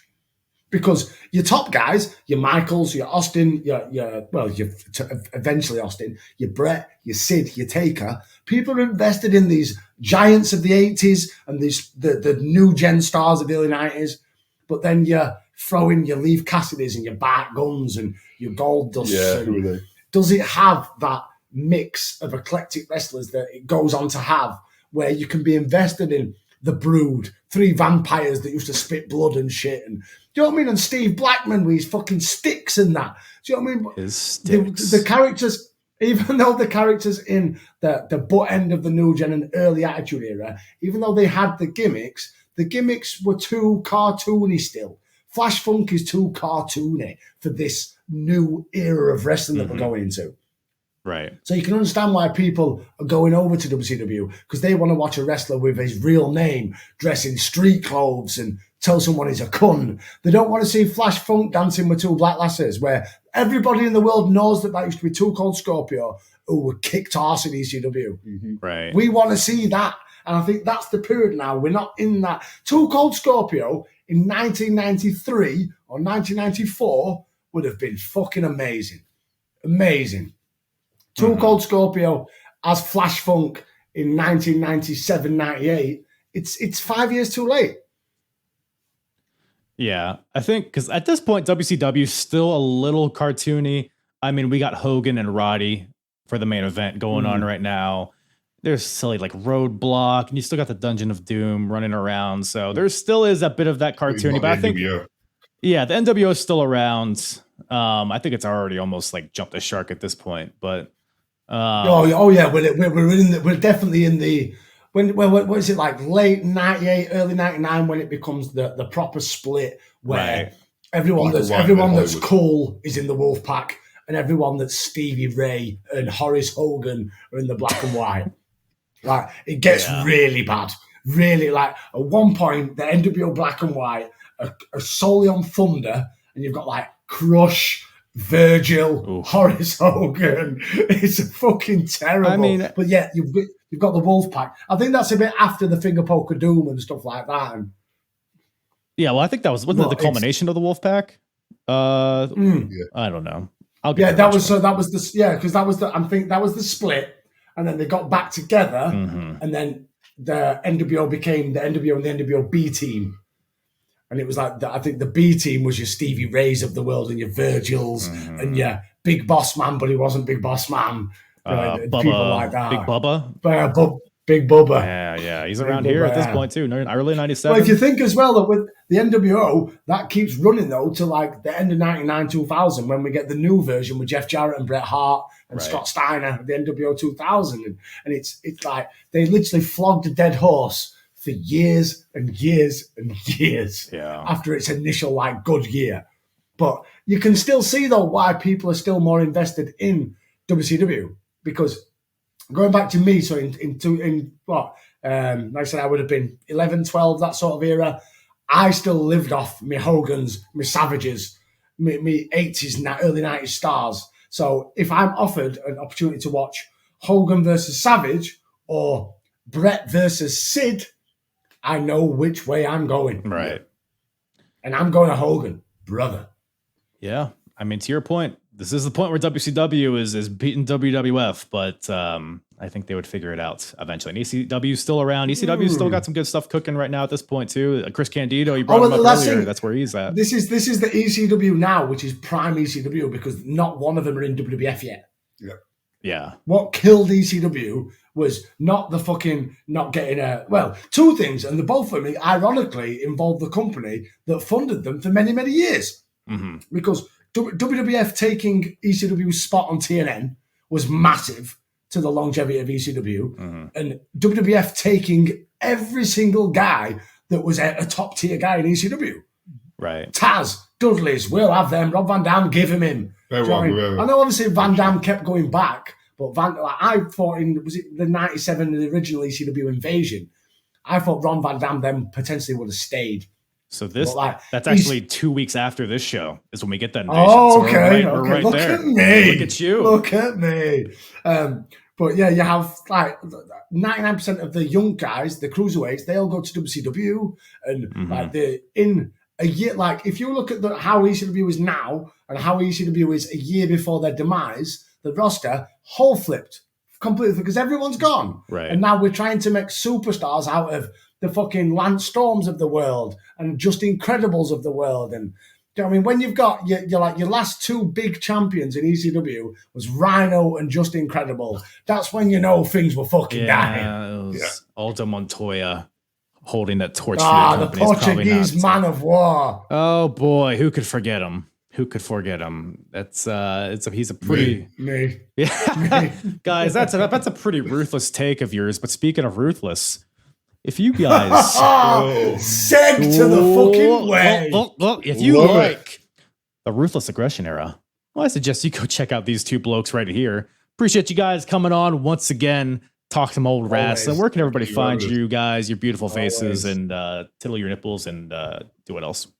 This is why I love talking New Gen Era, because when we do Ruthless Aggression, and the kind of the script is flipped a little bit because Mike was prime in the Ruthless Aggression, and we're in an era now where I definitely dipped in and out.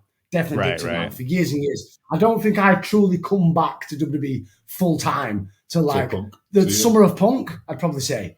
I'd say from 2005 to 2010, I'm aware of everything that goes off, but I was definitely not a weekly avid make sure I watch. No way at all. Where New Generation, I remember so much because that was a time before alcohol and drugs. Right. I remember so much. Where, like I said, the Ruthless Aggression Era, I'm like, I don't remember this happening at all. But yet Mike's got such a vivid memory of it, where we flip it because obviously I'm a bit older than Mike, so New Generation, I was prime, Mike was still a very baby. Right. So like, it's surprising that he's a lot older. I grew up, surprisingly, I am, even though I don't look it, I am incredibly older than Mike. I'm hands up who's touching 40 soon. No, I just turned 30, so I'm 31. You just turned 30? Jeez, I'm 39 years old. Midway. And he's 30, what are you, 35? We're just a couple guys in our 30s, all of us, right? It's all the same. Exactly. I've literally got about 200 days left. Hey, that's something. But like I said, that's why I adore talking New Gen, because my mind is so much more strong when it comes to anything. Yeah. Like you asked me what I had for breakfast today, and I have to think about it. But I could probably tell you the first 10 entrants of the 1993 Royal Rumble. Oh, you still got Shinobi right on the top of the brain. So that's it. Who were they? What, the first 10 entrants of Royal Rumble 93? Yep. I don't think I could do it. Hang on. You just said you could. Hold on. Steiner. Hold on. 93, you said? Yeah. What did you have for breakfast this morning? Toast. Beans and toast. Oi. I get it. British. Hey, no beans and toast, mate. You Yankee prick. Back down. All right. The first 10 of 93. What we got? Right. I don't know if I can do it in order. That's fine. Right. I'd say one of the Beverly Brothers. No. Bob Backlund was number 3. He was number 2. Ooh. So, but he's in there. Ric Flair was in the first 10. Ric Flair was number 1. Yeah. Skinner was 11, so you just missed that. Oh. Yeah. Jerry Lawler. Yep, number 7. Virgil. Yep, number 6. Go on. Rick Martel. Nope. Bastard. Scott Steiner? Nope. No, we're too early for the Steiner brothers. Yeah, I don't think he's WrestleMania in there. 9 was there like, yeah, we're too early for the Steiners. Let's think, 93. No, I think he was later. Carlito was daddy, but I think he come into the Rumble a bit later on. Macho Man? No, he was later as well. He was a lot later. Carlos Colon was in there, but he was number 24. Yeah, I would say it was a lot later. Oh, later in the, yeah. Trying to think of anyone off the top of my head. Greg the Hammer Valentine? Nope. Nah, I'm done. Come on, read me. We got 4. I'll be here all day. 4. We got Papa Shango. Number 3. Oh, fucking hell, yes. Number 4, Ted DiBiase. Yes. Number 5, Brian Knobs. Yes. Number you got Virgil, right? Jerry Lawler. Yeah. Number 8, Max Moon. Oh, of course, Conan. Number 9, Genichiro Tenryu. Oh, Tenryu, yes. Number 10, Mr. Perfect. Mr. Perfect. Yeah. 93 Rumble was class. 93 Rumble had everything. And then you had Great Khali's dad debuting. And you had Randy Savage trying to make a pin. Who's Great Khali's dad? Giant Gonzalez. Is Giant Gonzalez in here? Silly question. Yeah, I don't think he's in there. Undertaker. Oh, yeah, he was. Yes, he is. Yeah. Undertaker was just eliminated Red Rooster. Right? And Undertaker was in the ring on his own. Nobody around. Dominating. I think he'd thrown IRS out, Red Rooster out, a couple of others. Next thing you know, Abby Wimpleman brings, and the camera angle was exactly how he did Great Khali. We'll film it from his feet upwards. Right. So it makes him look like he's 1,000 feet tall. Fucking brilliant. Gotta love it. 93. 93 gave us everything. Yes. It gave the world me. It's where I debuted in the world. And Yokozuna winning. So that's all you need. But hey, if you want more Giant Gonzalez talk from the Ruthless Aggression Era, where can everybody find you? So we're on all forms of social media. That's used to search at ARIA Podcast, apart from on X. Yeah, X. Fuck X. Whoa. Fuck X. Fucking dickhead. Yeah, fuck Elon and his stupid fucking policies. Because I set up our fucking Twitter account years ago with an email address that nobody uses anymore. And then all of a sudden it logged me out and we couldn't get back in. Oh, no. For love nor money. So it doesn't matter how many, I had various email conversations with the people over at X. For love nor money, we could not get back in, right? And which is a shame because we built quite a good community to an extent on Twitter. We had a fair few followers. So right now, if you want to follow us on Twitter, it's at RuthlessPodUK. And currently, we have 7 followers. So come over. It's a fun. good time. Come on, get on the train. Choo-choo. That's it. Yeah, you can find us on Facebook, Instagram, TikTok, but fuck X. Break it down. But yeah, if you like some ruthless shit, check us out. SoundCloud, Spotify. Just look for Artie Era Podcast and you'll find us. Our next episode is involving the build to Survivor Series 2005. Because WWE's got a video game to sell. There you go. Good video game, though. A good video game. It's not 100%. Day of Reckoning or whatever the hell. Oh, Jesus. Crush Hour 2. Once again, thank you to Big Mike and medium-sized Dave for joining me on this episode. Always a good time with those boys. Like I said, go check out the Ruthless Aggression Era podcast, wherever you listen to podcasts, at Ruthless Pod UK on X. All of their information will be in the description. So go check that out. And with that, I think there's only one thing left to do, and that's to hit that goddamn jingle, Bartholomew. WCW, ECW, WWF, who's the hardest promotion? Eric or Vince or Paulie? I think we can agree, though. Heck, Myers is the shit. Alrighty then. Hardest promotion battle of 1997 continues. Now, if you're watching on YouTube, I'm sharing my screen. I got all the scoreboard paraphernalia here if you want to walk along with me. But if you're listening in audio land, I'll walk you through it as well. Basically, the scoreboard reads as follows as of right now. ECW in the lead with 45 points. WCW in second with 14 points. WWF in last with -1 point. Man, it is a bloodbath right now, but we got a lot of year left. And let's see how this show changes up. We can have big swings just in one show. So let's see what this show gives us. First thing we got to do before we get into all the other scoring criteria and whatnot, let's grade this show from a scale of 0 to 100. Final four. What are we thinking, gang? So for reference, Royal Rumble got a 58. That's kind of my basis of what I'm going to throw at this. Is this better or worse than Royal Rumble is the first question that I ask myself as you hear, because you're listening to me. I want to, my gut says worse. I think it's definitely worse. I would say is it though? Is it? Because I would say the wrestling is better on Final Four on average. But I think 97 Royal Rumble was just a more fun show. I think it's pretty close to Royal Rumble. I think it's close to 58. Sold Out was a 52. I think it's better than Sold Out for sure. Crossing the Line Again was a 72 from ECW. I think we're going to throw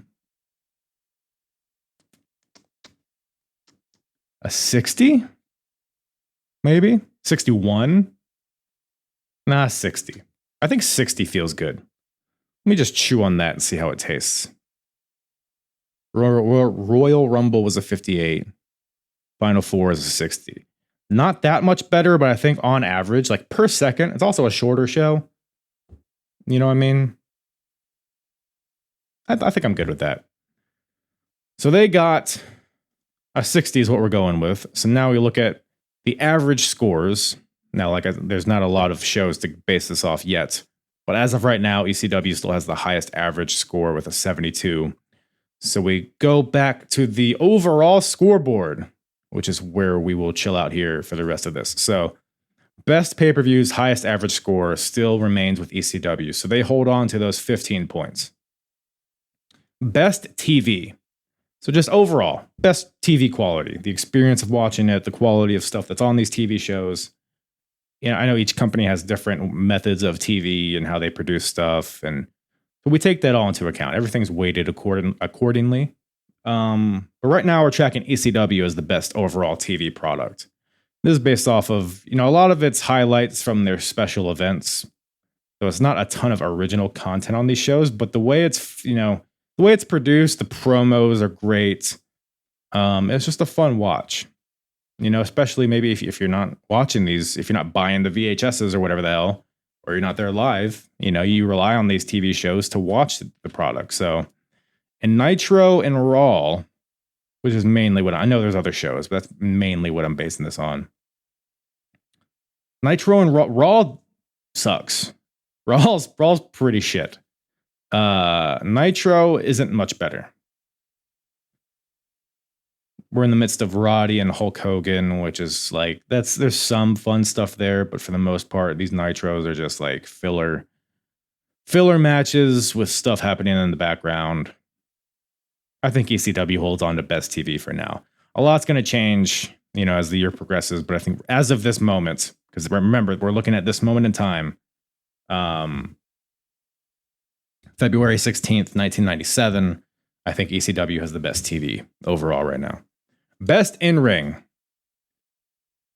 Right now we're tracking WCW as the best. Does that remain true?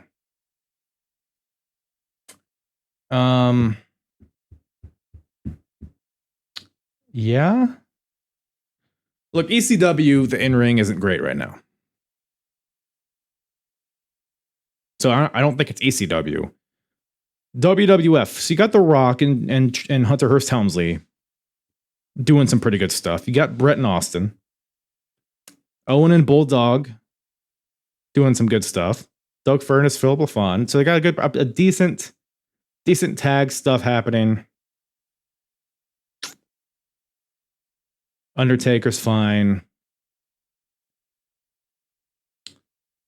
WCW has the cruiserweight division, but that's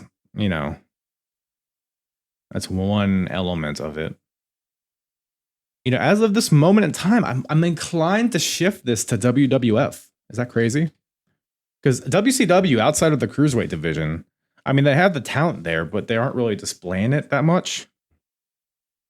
So whereas WWF, I think, does a little bit of a better job at showcasing the in-ring. Out of these three companies, I think WWF is in the lead there. So they regain those 10 points from WCW. So now WWF pulls into second place with 9 points. WCW has 4 now. Best out of ring. We're tracking ECW as the best. So there's all the characters, storylines, what have you, the promos. Like I said, ECW has the best promos. I think they have the most well-rounded package of storylines. You have the Dudleys cooking now with Bubba and Devon. World title scene's kind of in flux right now. They're kind of just spinning their wheels a little bit, but you still have Shane Douglas and the Pitbulls. Whereas WWF, you have Austin and Brett. They're still in the beginning stages of their feud. So I don't know if I could really take that much into account here. The world titles kind of they're bobbling it a little bit. There's going to be a title change on Raw the next night from where we're at here. The promos or whatever. I think ECW is still up top here. Still up top. So they maintain those 10 points. Best. So now we move into the best section. So the best match of the year so far. We're tracking the Eliminators versus Sabu and Rob Van Dam at Crossing the Line again as the best match right now. So the question is was any match on this show better than that? The 4-way was very good. I'm kind of inclined to, because Eliminators and RVD Sabu, it was fun. It was a little disjointed, but it was kind of like a fun car wreck. So was this 4-way in some ways, but I think with the stakes involved, the spotlight that it got, the star power involved, and overall just how it shaped up, I think I'm going to go 4-way here for best match of the year. Final 4-way. Is that redundant? I don't know. Whatever. So yeah, WWF takes those 5 points away from ECW. So WWF is recovering here. They started out at -1 point. Now they have 14. Wrestler of the year. We're tracking Stone Cold as the best. I see no reason to change that. I think we leave it. Stone Cold. Wrestler of the year so far. 5 points. Best character storyline. Character/storyline, I should say. Sting. Sting's involvement with the NWO, WCW. Will he, won't he? Very interesting and intriguing arc that Sting is on right now. And I don't think anything in WWF is better than that right now. Yeah. We're going to leave it as Sting. So WCW holds those 5 points. Best segment of the year. We're tracking the Diamond Cutter to Scott Hall on Nitro. So the question here is, does Shawn losing his smile pop up here at all? I don't think that would be the best segment of the year for sure. Maybe the worst. We'll talk about that in a second. Trying to think of any segments that have happened on Raw leading up to this. Nothing that is coming to mind that would match this. Yeah, I don't think so. WCW holds on to those 5 points, I think. So now we move into the worst section.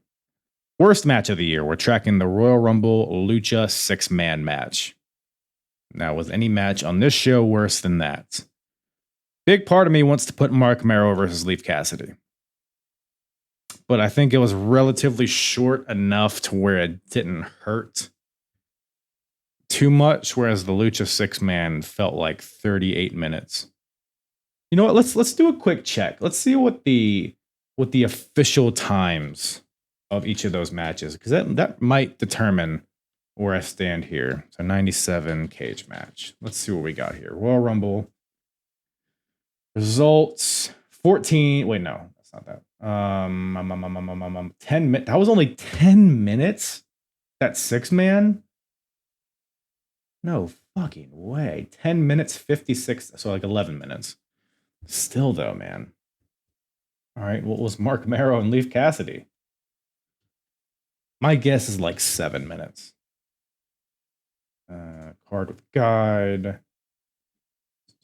Results. 9 minutes, 30 seconds. So wow, they were actually pretty similar times. You know what? I mean, it's still going to be WWF either way, so it doesn't matter too much. No, because the Rumble 6-man was pretty sloppy as well, whereas Marrow and Leaf wasn't a sloppy match. It was just psychologically annoying and worthless and a waste of time. But so was the Rumble 6-man. So you know what? Whatever. The Luchas hold on to this. They maintain that -3 points for the WWF. Worst wrestler of the year, we're tracking Crush. This show did no favors for him. So, yeah, I don't see any. I mean, just, diddle through my notes a little bit and see if anybody else pops up that, Bart Gunn, maybe. Savio Vega, perhaps. No one else, really. No one else coming to mind. So, yeah, we'll leave it at Crush. Crush holds on to this -3 points for WWF. Worst character / storyline. We're tracking WCW and the whole Nick Patrick, Randy Anderson ref debacle. Randy getting fired while having cancer and then bringing his family on the Nitro and be like, please let me have my job back. And then they have to fight each other. I think they have a match. Randy Anderson, Nick Patrick. Yeah. I don't think anything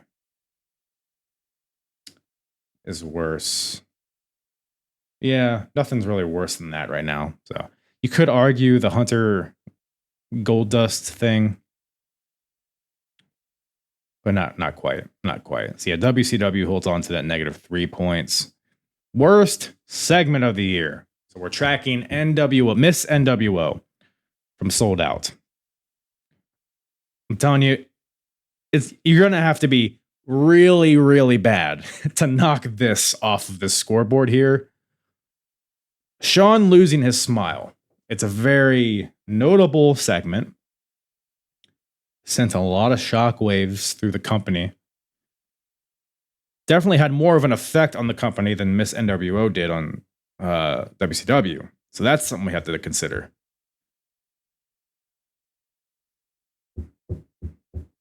But Miss NWO was so completely unnecessary, so poorly produced, no payoff, a waste of time. Whereas the Shawn losing his smile thing, it's kind of cringe, but people were into it at the time, and ultimately it served a purpose. Whether or not it was legitimate. Shawn's knee injury, it had to be done.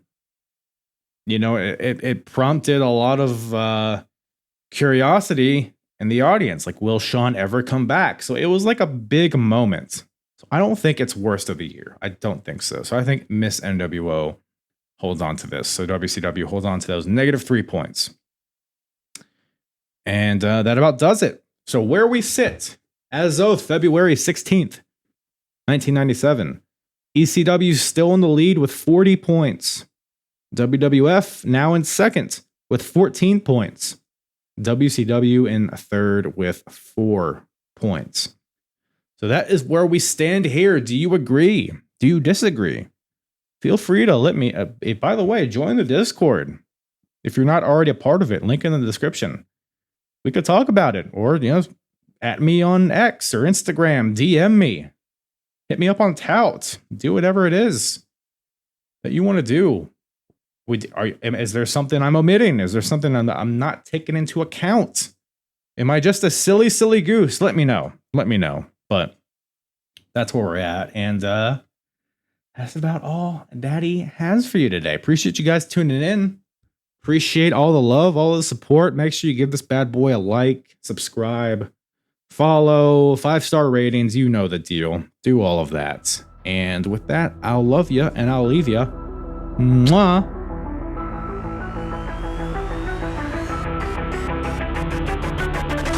I'm hard. Yeah. It's the hardest. Talk around and disregard it. Strip you off the ground, show you what hard is. Standing strong and proud, nothing can knock it. Let's get it started. It's the hardest. Talk around and disregard it. Strip you off the ground, show you what hard is. Standing strong and proud, nothing can knock it. Let's get it started.